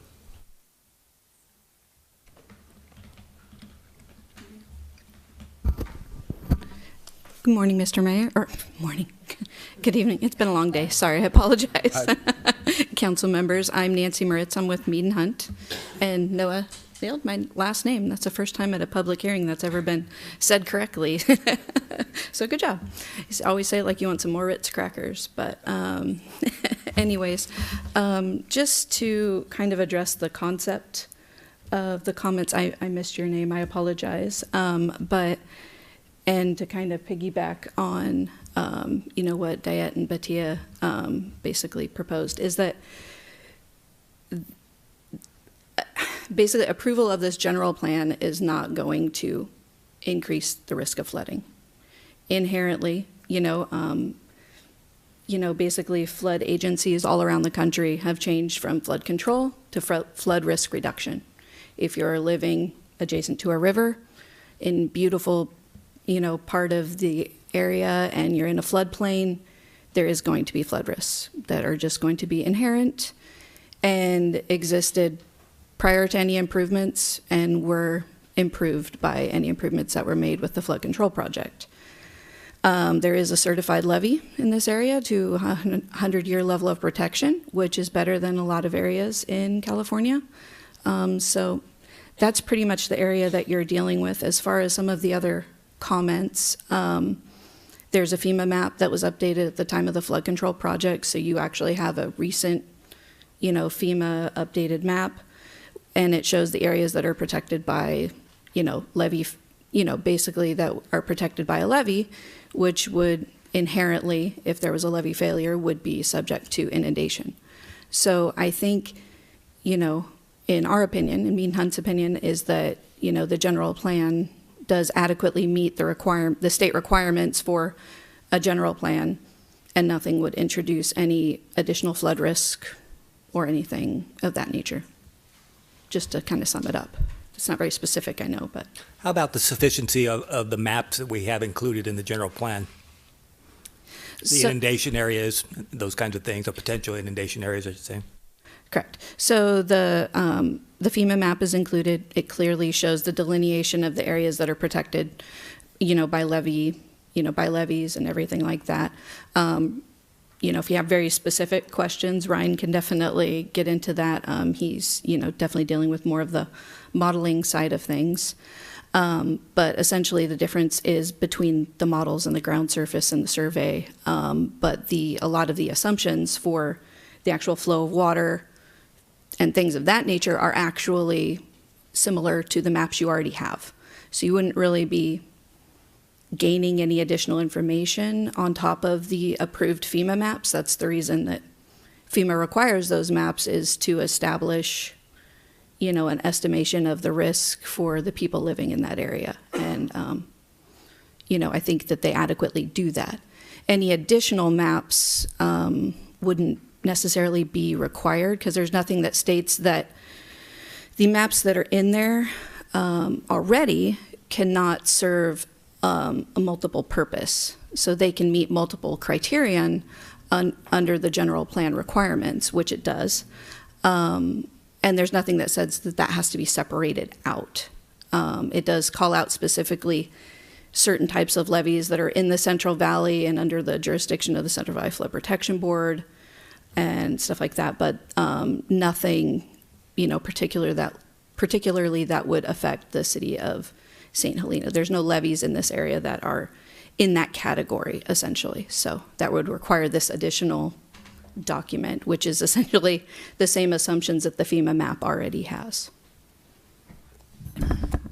This is a little general, maybe for people who are listening. What you're talking about is the difference between the protection map and a failure map. Is that what you're talking about?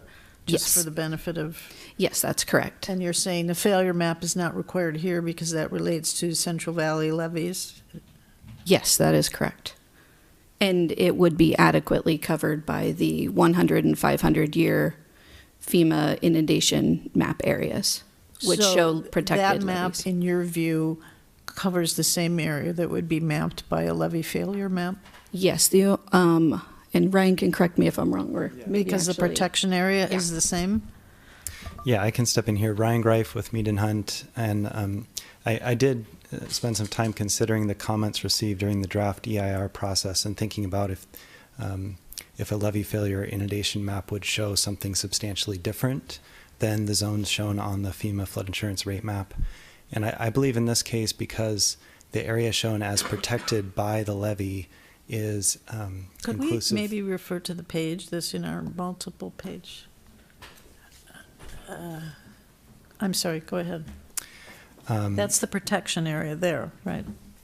In that light crosshatch or No, lines there? is this the figure I developed? Yes. Okay. So what's being shown on the screen here is there you go, pointer.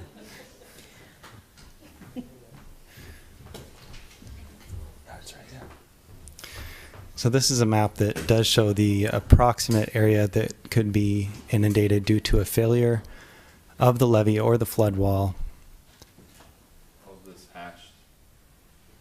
during a 500-year event. And it is similar to the area shown as protected by the levee on the flood insurance rate map published by FEMA, which connects to the 500-year floodplain outside the levied area.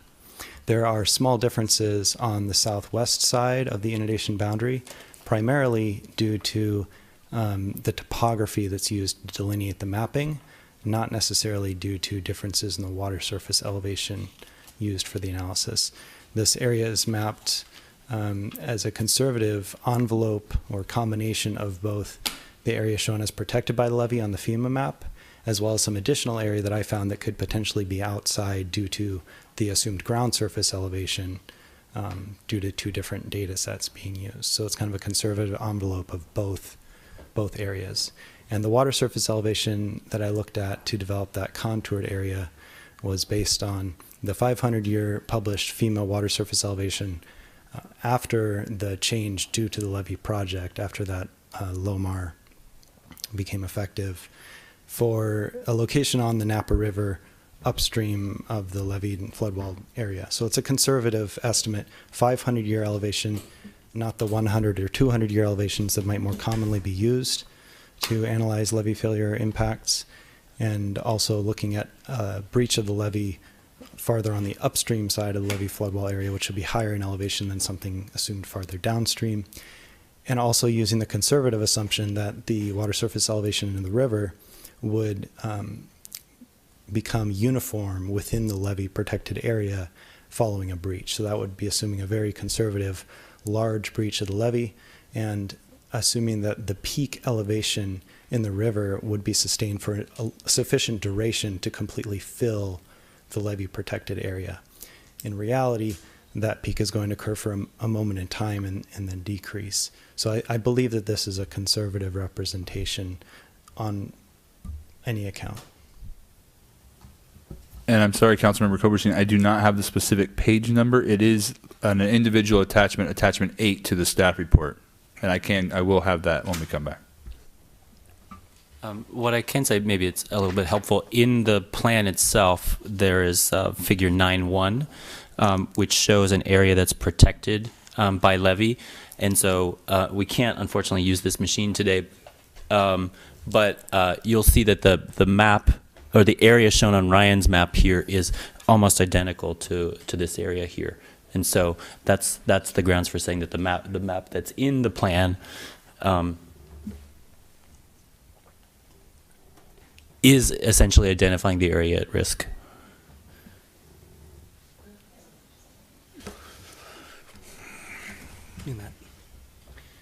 So it's the area that's shaded purple, but you can see that it's substantially similar. So in response to the comments received, voicing concerns over levee failure and indicating there was some concerns that the general plan didn't include adequate documents, staff went to Mead and Hunt, asked them to look at the potential for levee failure and prepare a graphic that documented what that potential would be, and it is essentially the same as the flood map that FEMA has identified, and that's why the information is being recommended to, the additional map is being recommended to not be included in the general plan itself. However, we do have that information available to the public, and we can keep it on the website, any of those locations for people to be able to review. What's the problem with including it?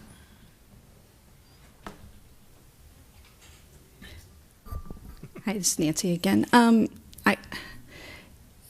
There's not a huge problem with including it. The only problem is the slight, like really, really slight inconsistencies due to the datums that Ryan discussed, things like that. You have an approved FEMA map, you have similar water conditions, and you have basically the same boundary. To have a duplicate document in there that was slightly contrary to an approved FEMA map could be confusing. You know, it can lead to, you know, different things like that. There's no, obviously, like, regulatory thing says you can't include it. There's, you know, nothing that's extremely harsh like that. It's just more of the, it would be, you know, 99% redundant, if not, you know, completely redundant. That would be, you know, our only direction. Okay, thank you. Any other council comment? So we have some time here over the next couple weeks. So if there are any more questions about the levy, please direct them to the planning director.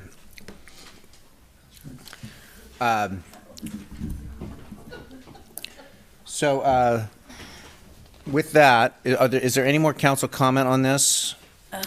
You want to speak a little bit about, you did already, but I just want to get a little bit more insight on, I believe it was change area 10, if I'm not mistaken, the one on Church Street. Talk a little bit about that and what the concerns are and what the concerns are from your point of view. Yes, thank you.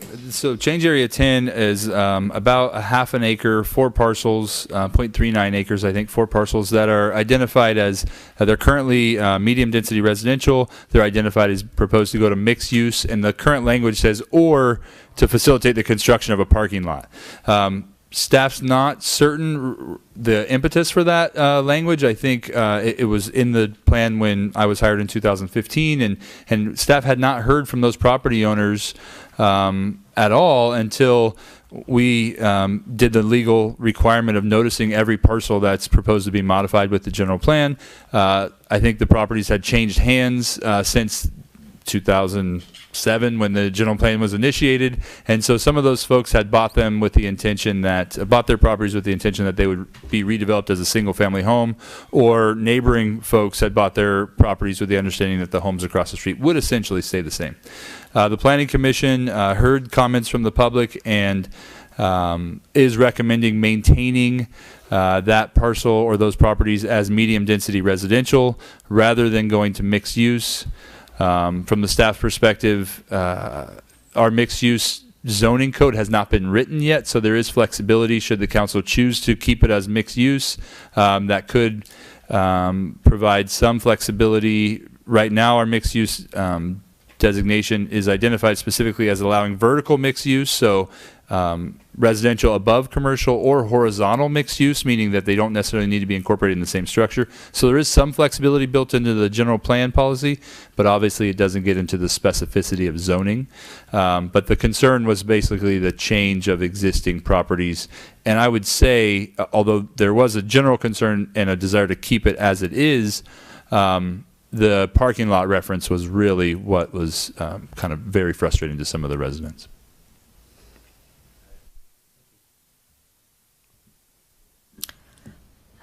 I have a question about the way these documents appear.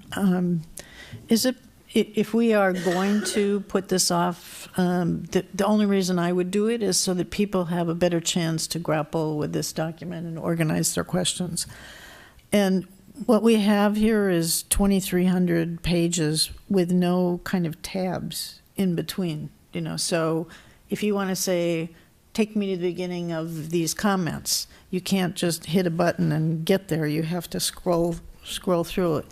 Is it possible to do anything like that to this document so that it could have sections that would help people? I had the conversation with the planning director today, and we're trying to see if there's some kind of resolution so that it could be broken up and easier. And the answer is Yeah. yes with Adobe Pro. So there's a software program that can help us tab various chapters. So for example, just jumping through, we would need to go in and edit each of the items in the table of contents and create a link directly to the page so that could be tabbed, and it would be through a, you know, I'm assuming that our software product might be inconsistent with the use of that, but The planning consultant just indicated that they are able to hyperlink the table of contents to allow chapter by chapter, and then staff will publish that separately on the website from the packet. So there's multiple ways of getting to the final document.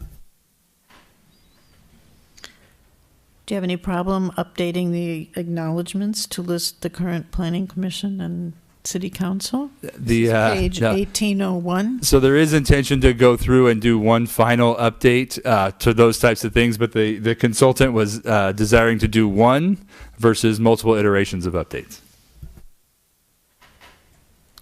Thanks. I mean, maybe people have other people they'd like to specially thank or acknowledge, but I mean, how do we all feel? Are we in agreement that we're going to wait till June 11th, or what's the view? That's where I am. I feel we have some loose ends here. I'm sorry to speak first, but I'm committed to moving this forward, but I do think there's some edges here that need to be tightened up, and just making sure the community gets a chance to take a look. So I'd like to do it tonight.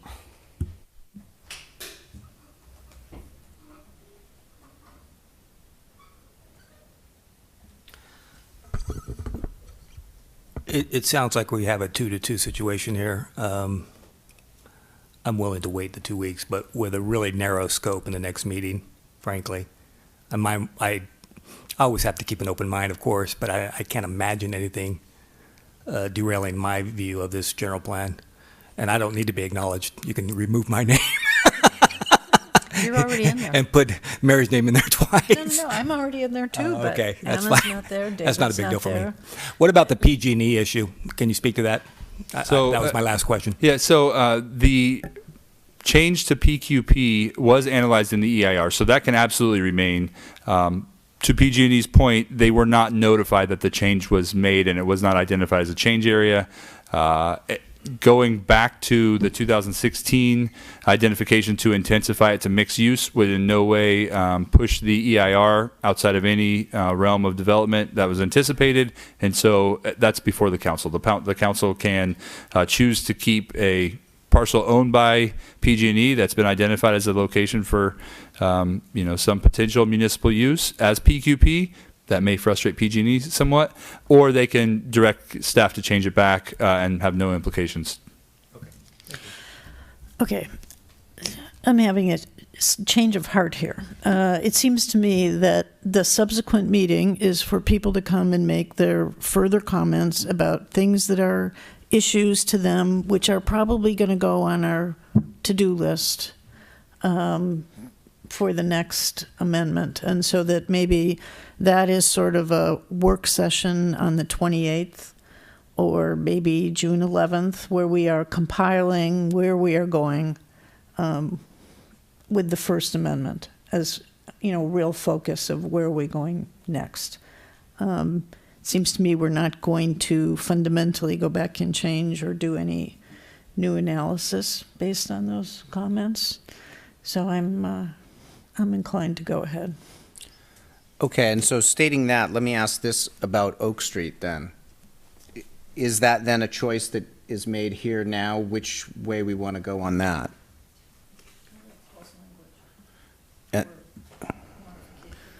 Paul's language is what I heard. Well, I think the plan director got the gist that I wanted to divorce the discussion with the Vine Trail, keep that as a separate issue, but keep it in as the alternative without special study. When you say you're ready to go ahead, you're ready to adopt the general plan tonight? Yes. Can I make a motion?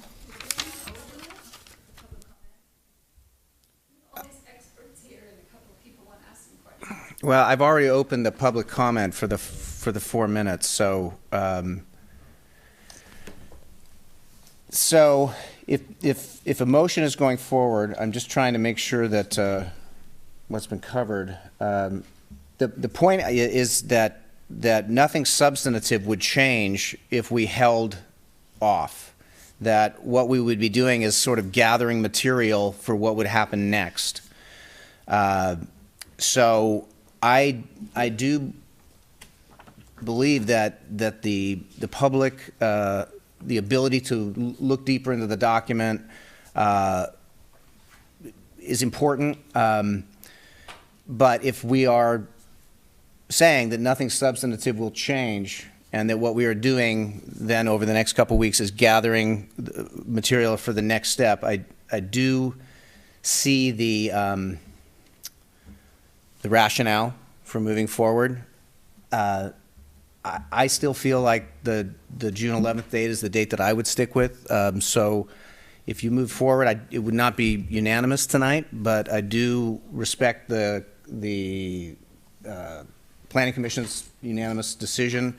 I'm going to have to stay on the fact that I think the community deserves a little extra time, and that's where I'll leave where I'm at. But I think they deserve. I think they deserve time too, but I think as a practical matter, what we're going to hear are things that go on the list for the next round of changes, and that we're not really going to put up the stop sign on June 11th and say, go back to work for 6 more months. And so, that's my feeling. I think if we just improve the accessibility of the document so people can read through it and, come with their suggestions, and if we set up a meeting with the chair of the Planning Commission and try to create a list that we can, adopt this and move forward with things that we recognize need attention.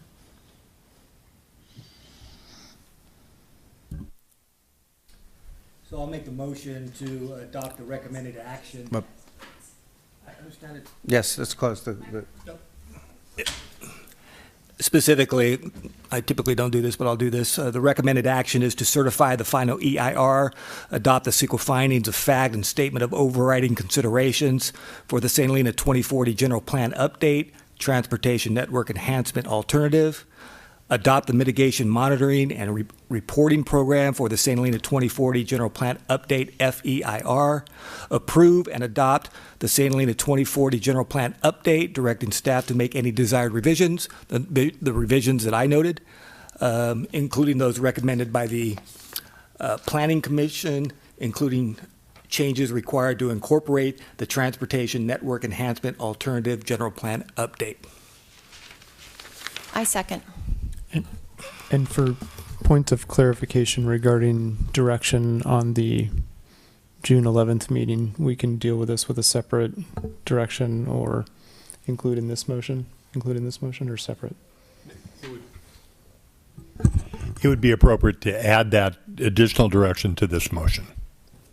So I think the June 11th date is a better date for us. The 28th, the meeting of the 28th has a lot of items on it, and I anticipate plenty of, the agenda's full. And so I think the June 11th date, which we've been holding, is a better date, and we have some consultants that can help us walk through various issues and catalog those for future action. Okay. Do you want to help with that? Well, so is that we are agreeing to agendize the general plan on June 11th for further comment? Next steps. Looking forward to next steps. Identifying and helping to prioritize study areas of future action, and we can also, to the extent the council may want to begin a discussion about zoning code updates down the road, that's also an opportunity to begin a conversation there too. So amended. That's a lot going on. I'll accept those changes. So moved. So a second? Yeah, I make my second. A roll call.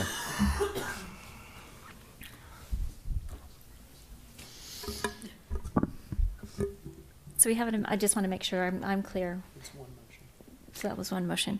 So Councilmember Doring. Vice Mayor Doring, Councilmember Shuto, Councilmember Koberstein. I just did an amendment, a short amendment about what would be on the June 11th agenda. That I incorporated that into my motion. Thank you. So, Mayor Ellsworth. Vice Mayor Doring accepted the proposed amendment to the motion made by Councilmember Koberstein, and the second Councilmember Shuto accepted that as well. That motion is appropriately before the council. Let's just make sure we're clear. Vice Mayor Doring? Yes. Councilmember Shuto? Oh, Koberstein? yes. Yes. Mayor Ellsworth? No. Okay. All right. Very good. We will move on to 11.1, new business. Consideration and discussion of a City of St. Helena will serve policy for water services and possible adoption of resolution suspending. Thank you all, everybody, for being here. We really appreciate it. Thank you very much. Yes. Yeah. Yeah, we'll take a little break here to let everybody clear out. Thank you again.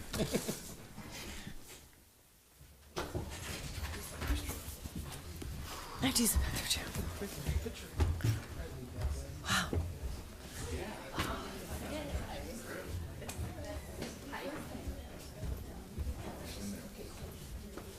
So can I just ask one question, which is very frustrating? I have to defer. I'm not a levy expert, unfortunately. So you said a number of times that you invited these people so we could ask the questions. And that you're ready to answer questions. But then we, because not for us to ask questions. They're here to respond to the call. Okay, so they're not here to respond to us, our questions. I'm just curious, because I thought that's what you said. Well, I tried to, but the problem is that we asked her and because to ask questions. Okay, so, I agree with that, but you said it was so that many, so I asked a question, and it wasn't answered. My question was, how come there is so, are we saying that there will be no, it doesn't, from normal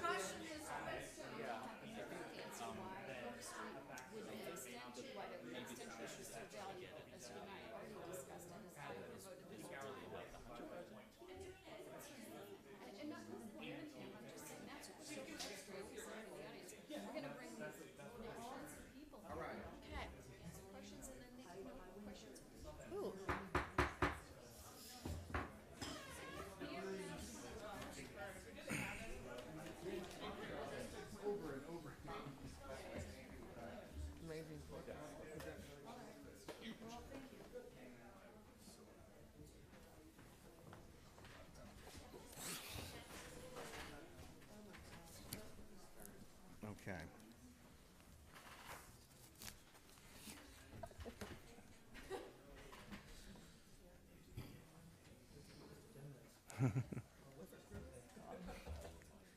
That should be pretty brief. We're ahead of time.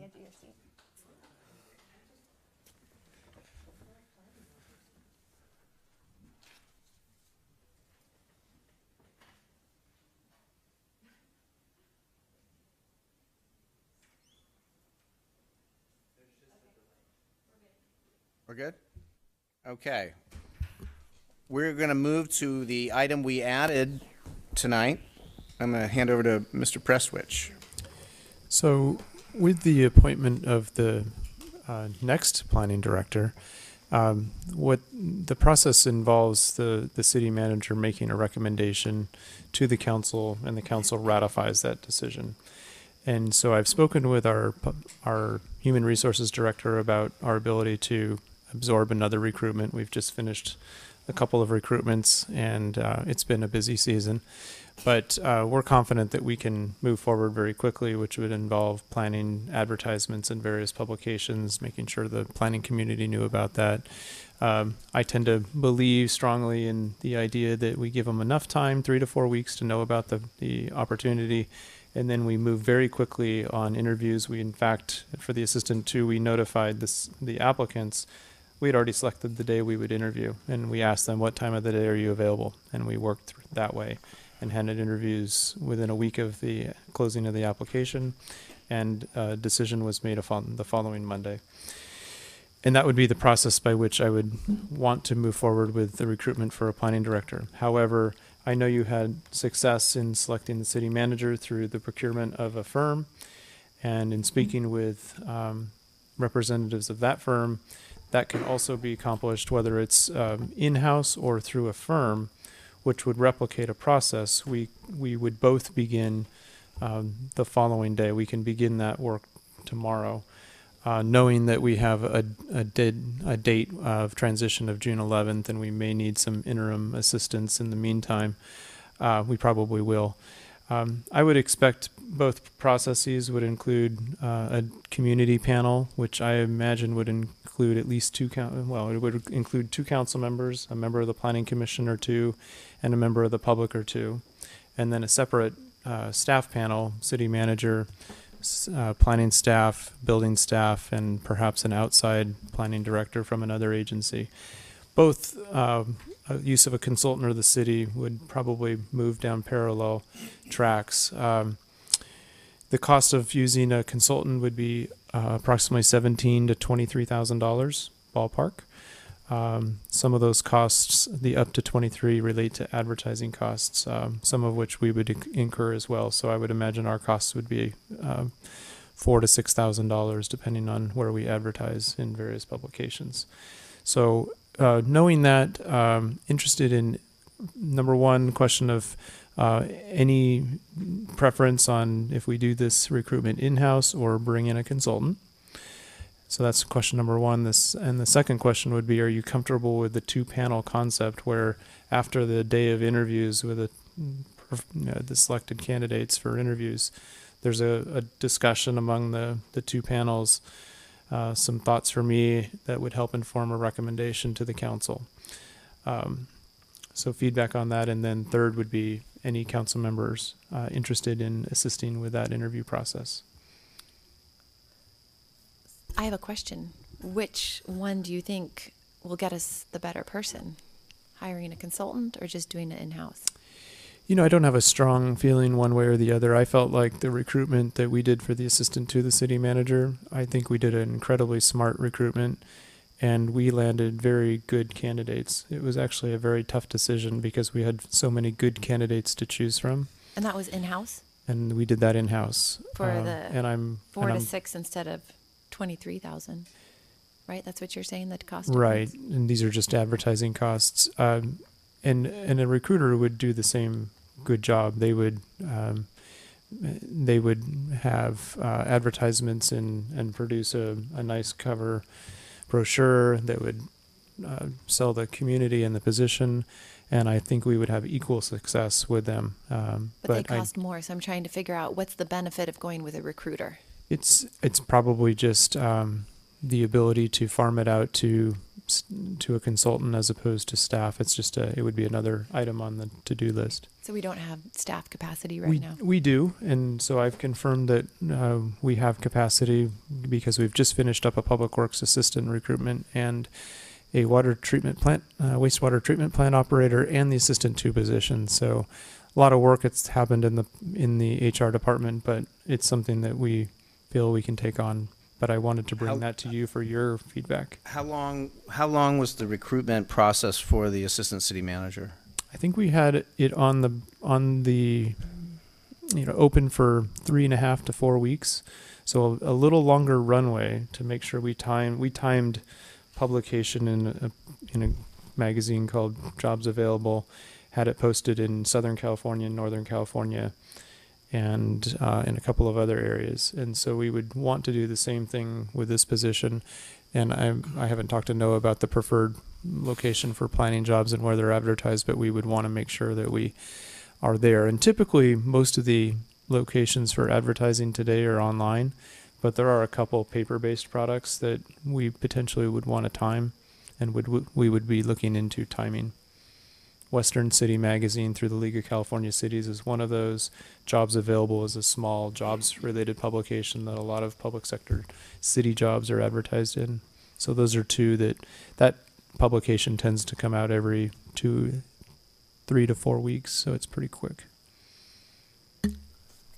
I have, first of all, thank you for your service to our community. I know this is sort of anticlimactic, and the general plan and this, a lot of emotions going on. I appreciate your service to the community. It's kind of awkward to be speaking about your successor, and no, we can't fill that seat tomorrow. It's going to take a little time. I want you to know that too. How did we handle the background check, and how will we handle the background check? This is very important, at least in my mind. How did we do it in-house, and how would we do it in-house if we were to go with that route?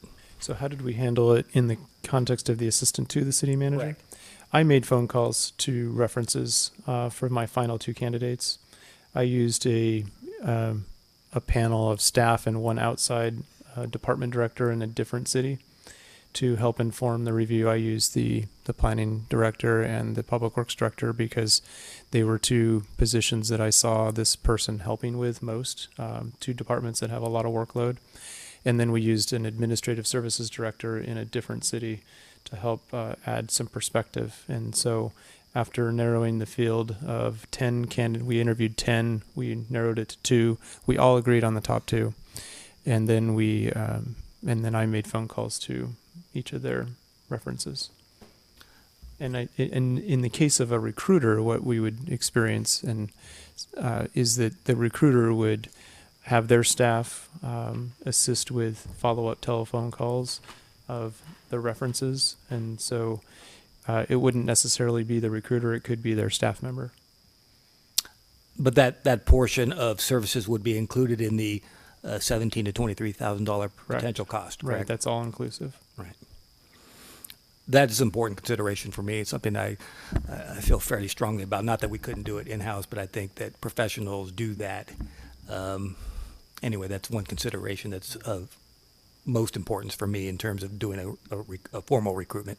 Just to add a little bit of context, the background check for this job was significant, and I was actually surprised how, they reference addresses I didn't even remember living at, frankly, so they did a very good job all the way back through my college days and everything. And that is something that could be farmed out separate from the interview process if that was a desire of the council.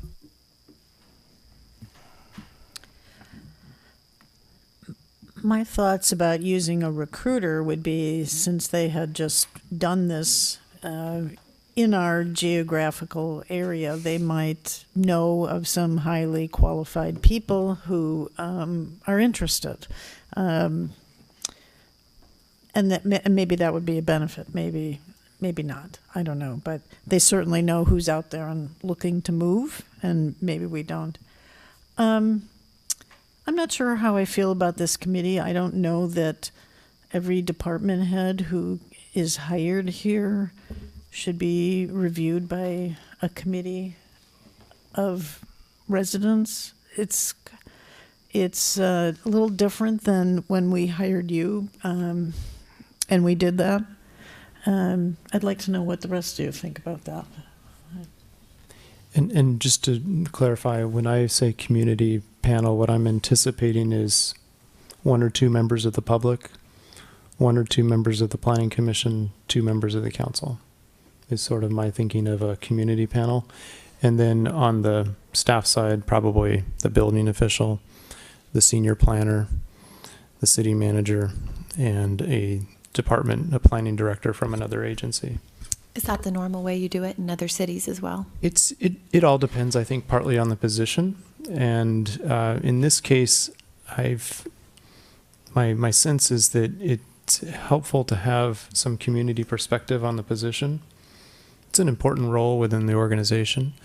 And I value the feedback from different perspectives. And so I like the idea of having some community-focused assistance in that perspective on this important position. You know, I may have focused out for a brief second there on the panel discussion. I get it now, but I'm back on this. Would there be a panel of professionals that would interview the applicants?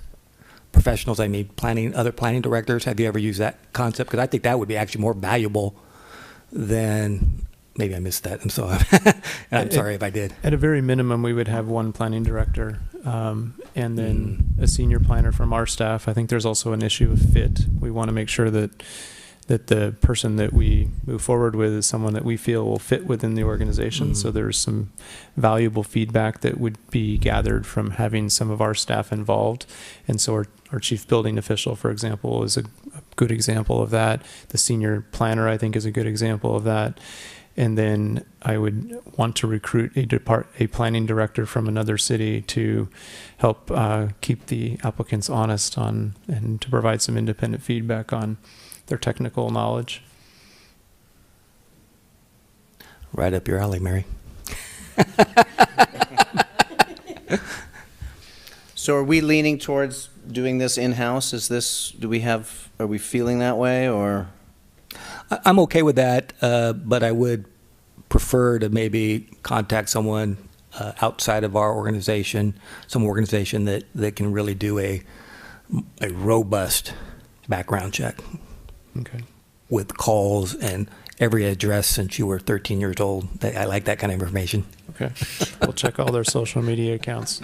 Seeing that we had success with the assistant city manager process, I think it's, in my opinion, worth going down that road and seeing how that works. If we stumble there, we could then maybe think about recruiter, but I think trying it in-house first, that's where I would lean. Mark, is there any issue with your very well-deserved vacation that's happening in that with timing, since you did so much of the work? I actually relied a lot on the HR director, Kathy. Okay. She did a great job with the assistant to the city manager recruitment and was incredibly well organized and prepared our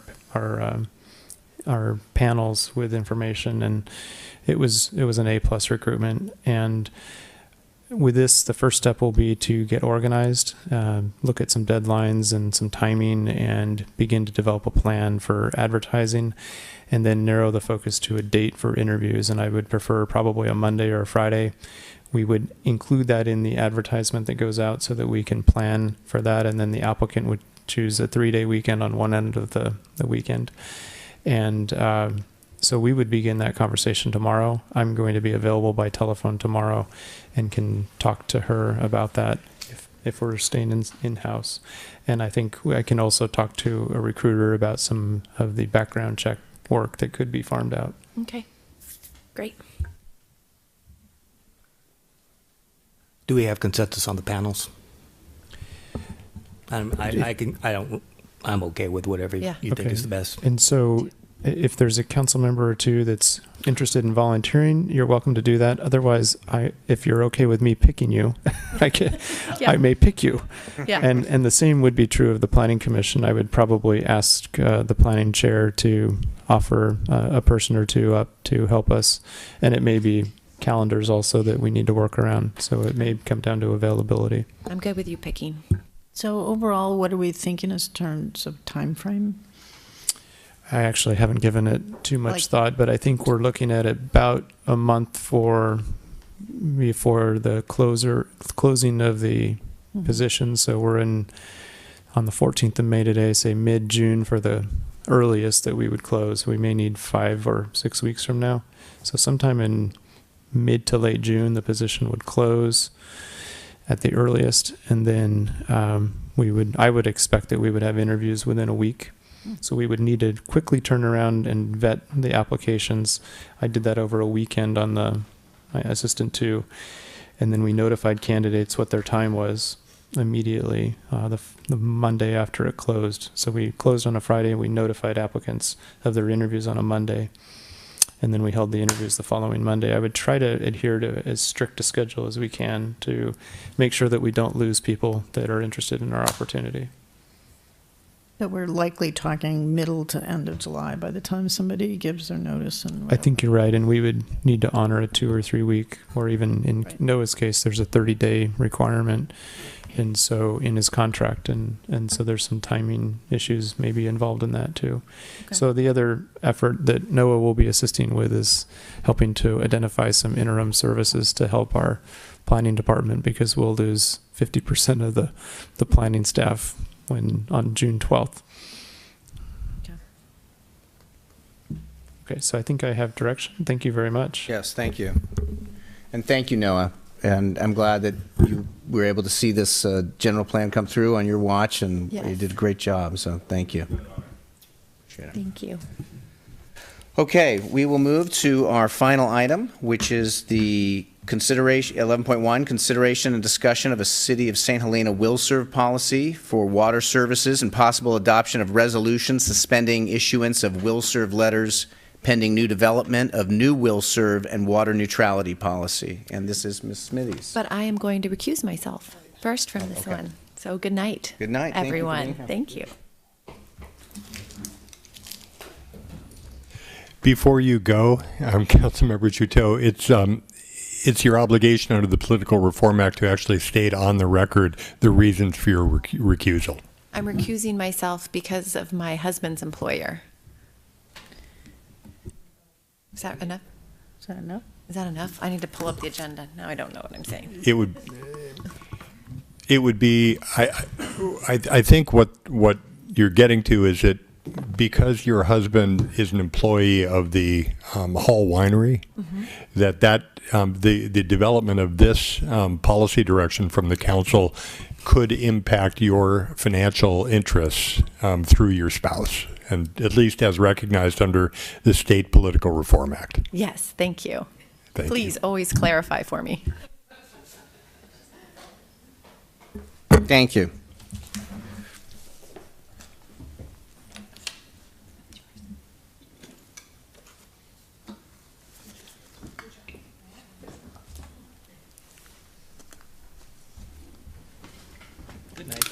Good night. All right.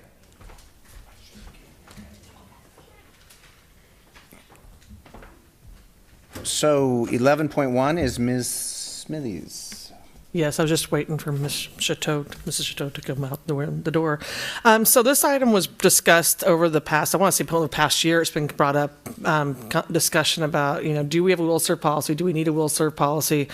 And I think that this is coming to a head because we know of other folks in the outside city limits that are seeking probably development or adjustments to their current water services, from residential projects to small retail, office space in Rutherford, all the way up to the north end, the city limits, just adjacent to our city limits, near Deer Park. So we wanted to bring this forward because it would help the process of having a will serve policy that we don't really have in writing. We have a water neutrality policy. We have, if we have an existing water service, you can submit your project. The county, I'm totally stumbling here on this one because it's different. But as folks come in from the county to develop projects, they submit to the city a request for a request to provide water, and either it's an automatic denial because we don't provide water to them already because of our 1961 resolution stating that we will not allow any more water services outside the city limits. And or they need it because they're redeveloping, they're remodeling their house, or they are purchased a house and need it to do some minor renovation, or they're changing a use permit over in the county sector, such as a winery tasting room's gone to a use permit, or you have large development on winery sites. There's no clear, the code kind of conflicts itself in some areas. It's in the last 2.5 years that I've been on board, we haven't had any water agreements come through. Our current municipal code states that we need to do a water agreement for everyone outside that submits a request to the city.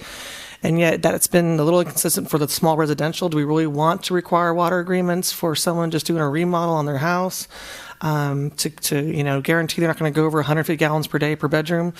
Or is the intent there to limit the use for commercial sites that are large users such as wineries? And have a clear path for those that are in our city limits on why the water neutrality. It's just been confusing for those who are just doing an ADU unit that are required for water neutrality. And I think our partner south of us, American Canyon, has done a great job because they were originally a district that turned into a city, American Canyon, and they've had this zero water footprint policy that it's similar to ours, but they've expanded it where their larger developments can get their water neutrality offsets through replacing meters, replacing leaking pipes, installing purple pipe, recycled water lines where there are none, to offset water neutrality because clearly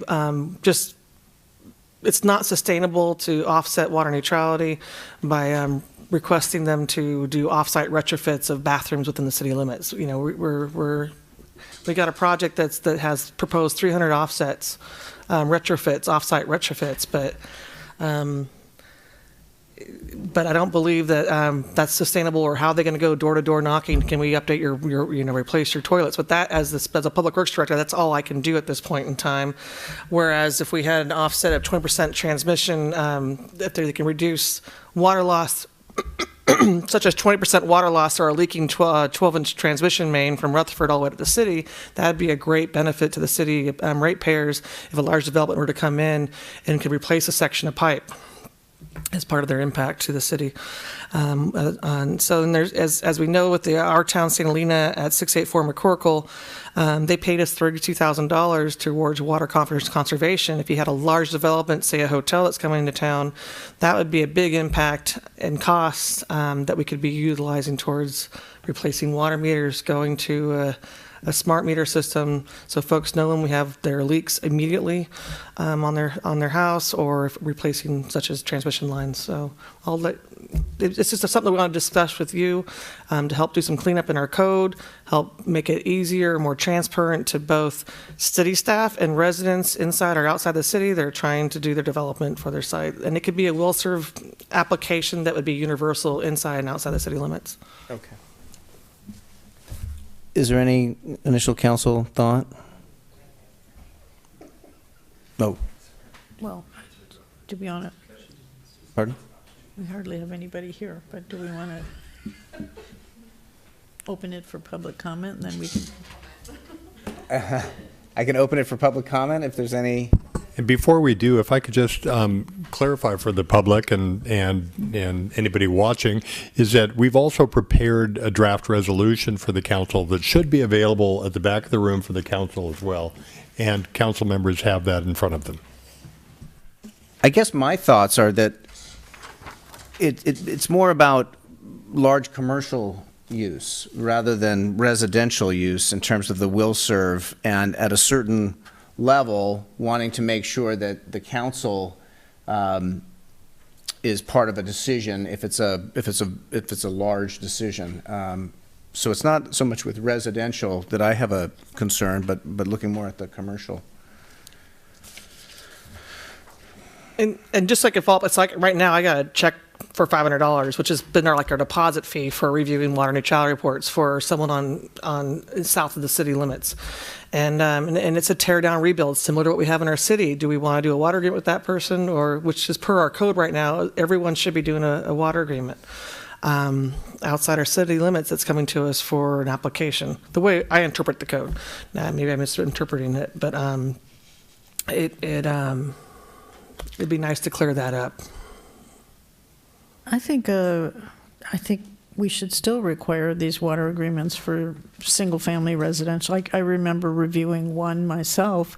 It's not just for our benefit, it's actually for the benefit of that property owner going forward in the future. If they sell their property, they have, some agreement. They can show the subsequent owner that, yes, I'm in the unincorporated area, but here's the proof that I have public water service. It doesn't necessarily need to be the same complexity of agreement we might have with a bigger user, but I don't think I would want to do away with them. I think everybody outside the city should have a water agreement. I like the American Canyon idea of coming up with offsets based on the size and the scope of the project. To me, that's kind of touches on your area there. I also think it's important that if a use changes significantly, we're not necessarily going ahead with them. I'm thinking right now just of one of the wineries down the road that went through an extensive renovation, and I don't know what happened there, but they got permits from the county, and I don't know if it actually changed the operation of the facility. I'm speaking of the Prisoner Wine Company, if anybody's. But I'm not sure that they're on our. No, but I'm saying in a case like that, where suppose we had extended or we had an agreement with somebody, and then there was a significant change of use that came through because of something they did with the county, that we would still reserve the right to revisit something like that. Yeah. One comes to mind. Lou Martini Winery did have a renovation, and they had to come in to replace their fire hydrant line, but they already had a water agreement with the city. But we did require them to put in some valves and replace a portion of the transmission main. We also did a little reimbursement agreement because they had to go beyond because of the non-standard size 12-inch transmission main, old steel, thin wall steel pipe, so they had to do a little extra, but they were amicable and we're just outside our city limits. So keeping some level of control if there's a issue, that a change in the level of use, that sort of thing. Yeah, part of what prompted me to think of this, somebody sent us something about some use in Aspen that moved in and took over a neighborhood bakery, and there was nothing that could be done about it because they had been given the initial approval to be where they were, and so there could be no further review whatsoever when, by virtue of something, they became twice the size. And I would just want to be sure that we think about that as you're developing this policy. When is it appropriate, that we have conditions or requirements or... Does American Canyon, as you say, if they have a policy, do they have something that addresses this, do you think, in their policy that we could look at? I would have to look in deeper and also ask. I don't know if I didn't notice in either of the two, because traditionally the water neutrality or some of these policies are water districts, so it was very hard to find a city or a municipality that actually does them outside of a district. So these were the two closest ones that I could find. I talked to Calistoga, Yountville, and City of Napa. They don't have an outside water agreement, so that I could find or that they offered to say. So we're a little unique in that situation. But I think American Canyon has a good, I know I worked with them when I was at the county, trying to get water. We'll serve letters for the airport because it was outside, but within their service area. So, but I think they've been doing it for so long that they really have we could bridge that and work with them to try to maybe match or build on what they have for our city.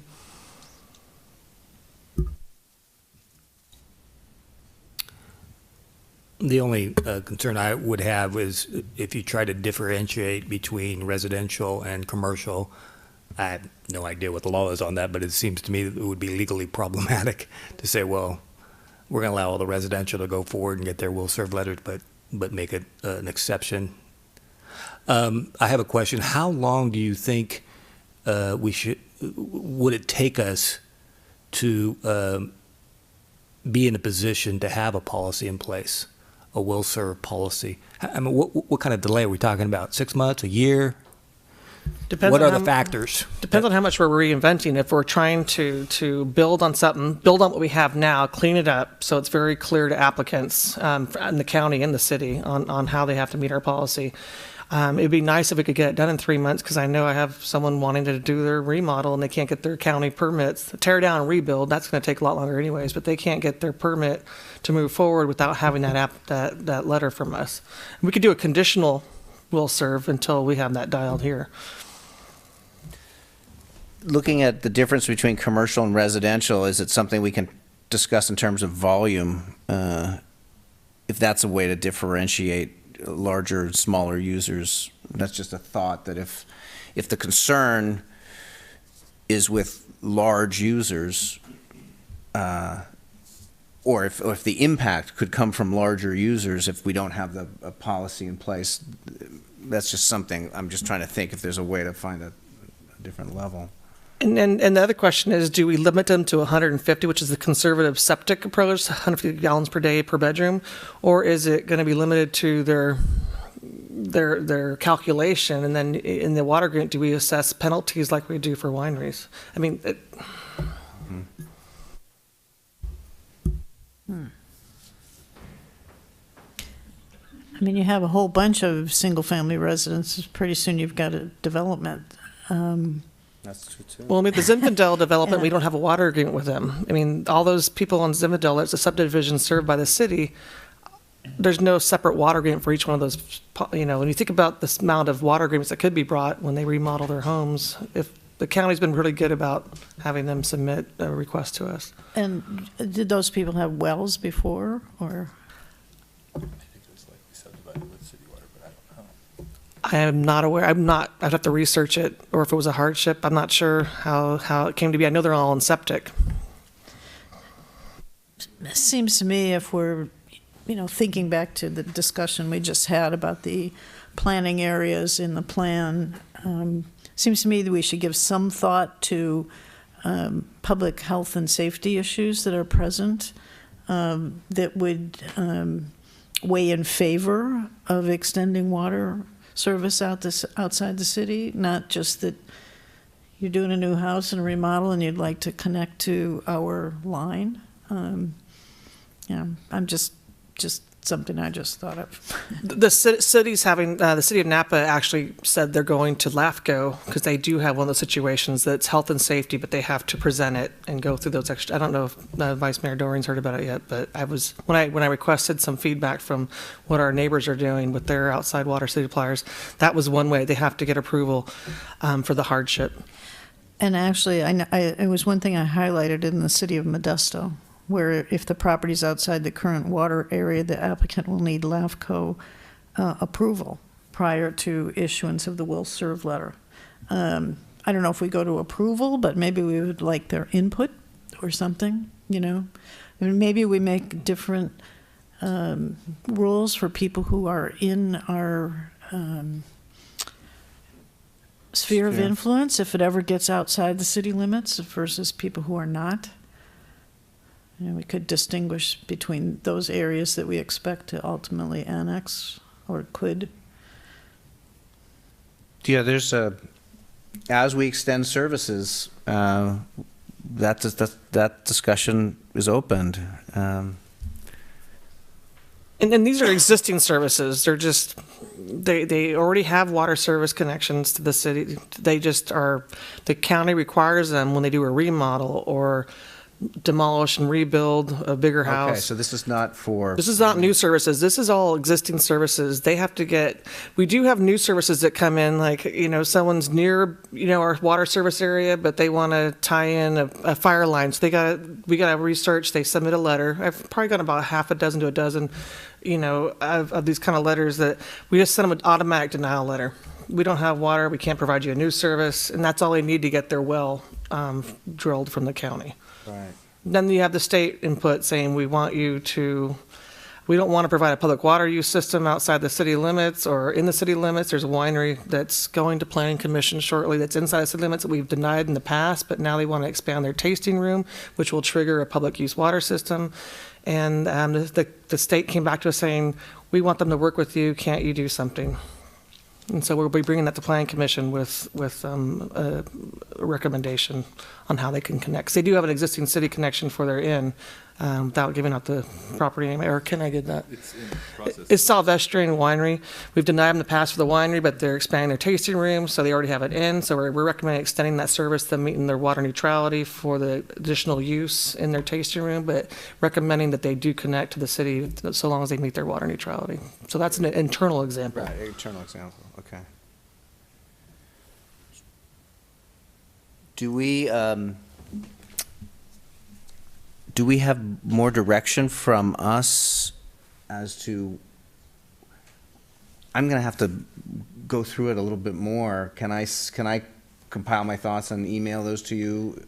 And I guess direction tonight would be nice to have someone from one or two council members that'd be interested in helping to guide this. It'd be nice to bring us back into the 3 months. I wouldn't want to hold anyone off if they're trying to get permits. Yeah, I would certainly be willing to be one of those members. I don't know if we have another volunteer.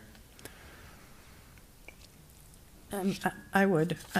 I see, we can adopt this resolution. We're basically just putting the process in motion on the policy to work with the staff, right?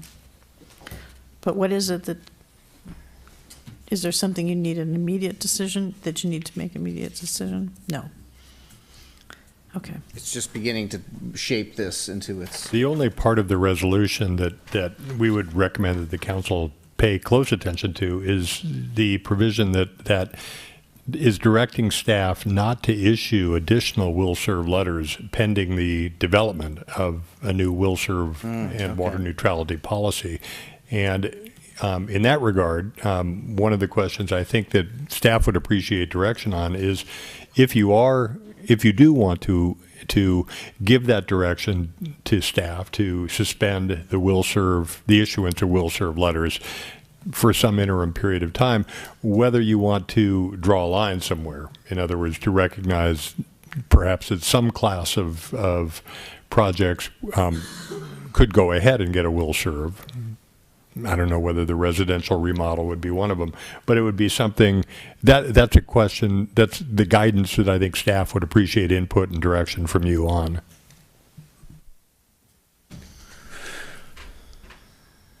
Thoughts?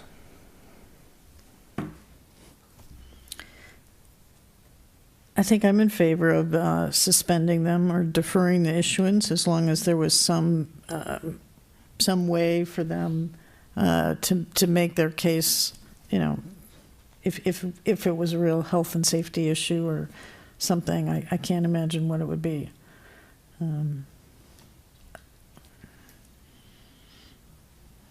Or how about if I did a conditional will-serve letter saying based on, could we condition their will-serve letter based on a water agreement pending further policy decisions by the council in 2 to 3 months? How many do you anticipate coming in? I just have one right now, actually in my inbox that came in on Monday. Residential? Residential. Single-family residential. Could we? I don't have a problem with single-family residential. No, I think that is doing remodeling work in the county. That's the kind of thing. It's basically they're totally dozing the lot and rebuilding a new house. Tom, is there a way to make a line that seems? Yes, this kind of legislation is all about line drawing, but it would really require you to give direction to staff as to where you want that line drawn. Okay. I would say it's the difference between single-family residential and then commercial use. We suspending on commercial use until we get the policy, and then. But we would still be having some water agreement. The code does state that we should have a water agreement. I think we should. Even if it's just sort of a cleanup of somebody who previously had service and is just doing a remodel, or if it's new service, I think it's to their benefit as well as ours. And I don't think we should just be providing water without that outside the city.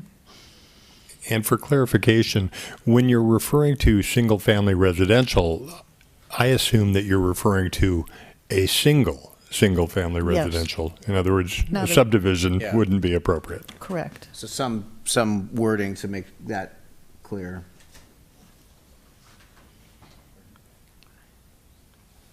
A single-family residence. You okay with this?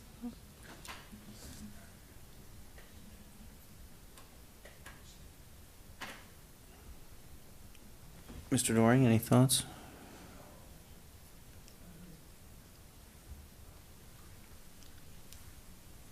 Well, I think ultimately the quicker that we get the policy in place, the more comfortable. I think there are going to be unintended consequences that we can't really predict right now, but I'm comfortable with moving forward. I mean, I think there has to be a health and safety kind of exception if something happens. Yeah. I think that may be included in residential. If we exclude residential, we might want to check on why residential. Is it a volume issue? We have to have some objective reason to make a distinction between residential and commercial.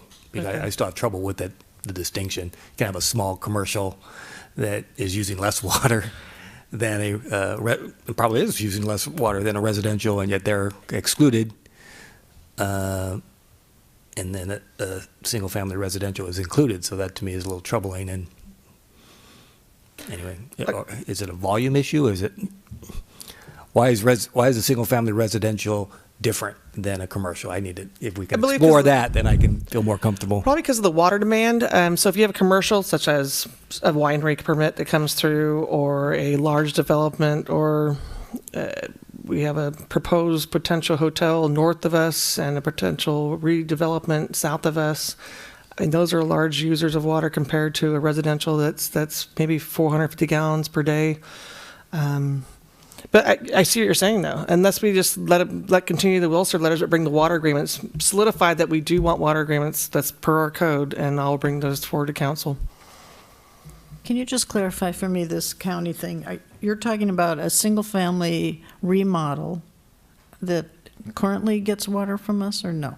These are existing services because it's very clear in our public municipal code that we do not allow any new services without council. Okay, so like the letter that request that just popped up is for somebody who currently has service. They're in before the county for some modifications to their home, and we have to essentially sort of re-up or update the will serve. Yeah, they need to have a guarantee or a will serve letter that the city will provide them water. And to me, it's not just this is not a remodel. This is a complete tear down, dozing the whole lot, and they'll need sprinklers. So there will be, it's a much larger, but it's still a residential project site. It's not with an ADU and a proposed pool and landscaping. It's the whole gamut, similar to what we're seeing in our city limits. I mean, I can draw a line on what is sort of a remodel, if that's what you're calling it, as opposed to a brand new house, perhaps, where there wasn't one before. Mm-hmm. Like, for example, the one that did come across my desk shortly after I came on board was an existing tasting room that converted to an office space, or it was vice versa. It was a use permit, and they just needed a will serve letter from the city saying we continued. But we required them to do a water demand analysis, which they provided, showing there was no net increase. There was actually a net reduction in use. But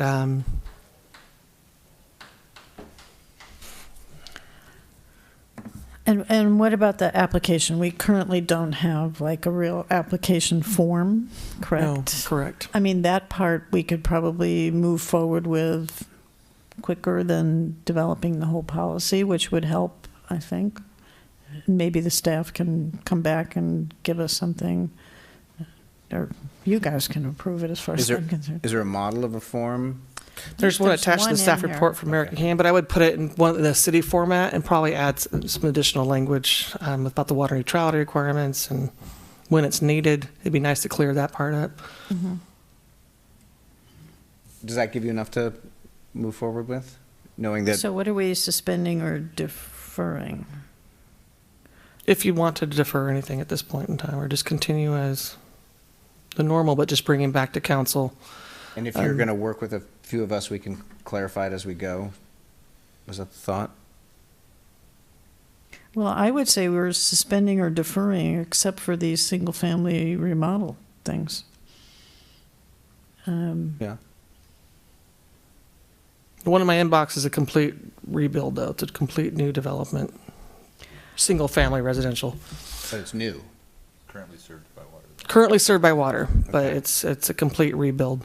Yeah, if it's currently served by water and it's being renovated, whether it's a tear down or an addition, to me that makes sense not to hold that up. But I would still have a water agreement put in place when we issue the new one. But a brand new house where there never was one, yeah. I would say that's on the suspend or defer list with everything else. And again, your code requires a water use agreement in either case. And so that would require the council's review before that would be approved, even if you didn't adopt the suspension of the will serve letters. In other words, you could give that direction to staff so that they know that each request for will serve would require the water use agreement approved by the city council, which is exactly what our code says anyway. Excuse me, Mr. Mayor? Yes. We're approaching 9 p.m. I'd need a motion to move beyond 9 p.m. Do I hear a motion? You have 2 more minutes. I can make a motion, or do we have 2 more minutes? Can we give the direction and say that's good? Are we feeling comfortable? I would say that I would move that we adopt this resolution, but we clarified number 3, that we suspend or defer the issuance with the exception of single-family residential remodels that are already receiving water service, provided we also condition it upon execution of water agreement. Very good. Is there a second? I can second that. Second. Okay. Roll call, please. Councilor Coberstein? Yes. Vice Mayor Doring? Yes. Mayor Ellsworth? Yes. Very good. And with that, I will adjourn the meeting. Thank you, everybody.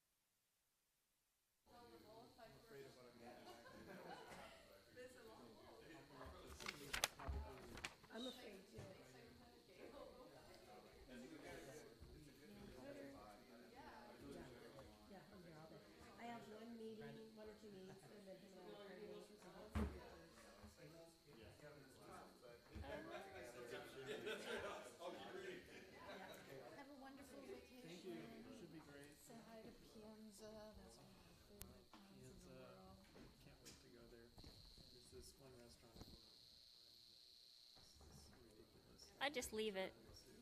Noah, just leave it. Yep.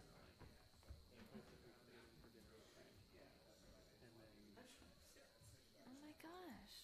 What the heck?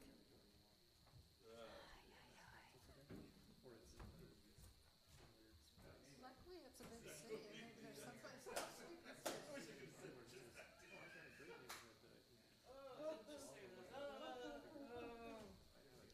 Amazing. You guys are amazing tonight. We still have a live mic. Just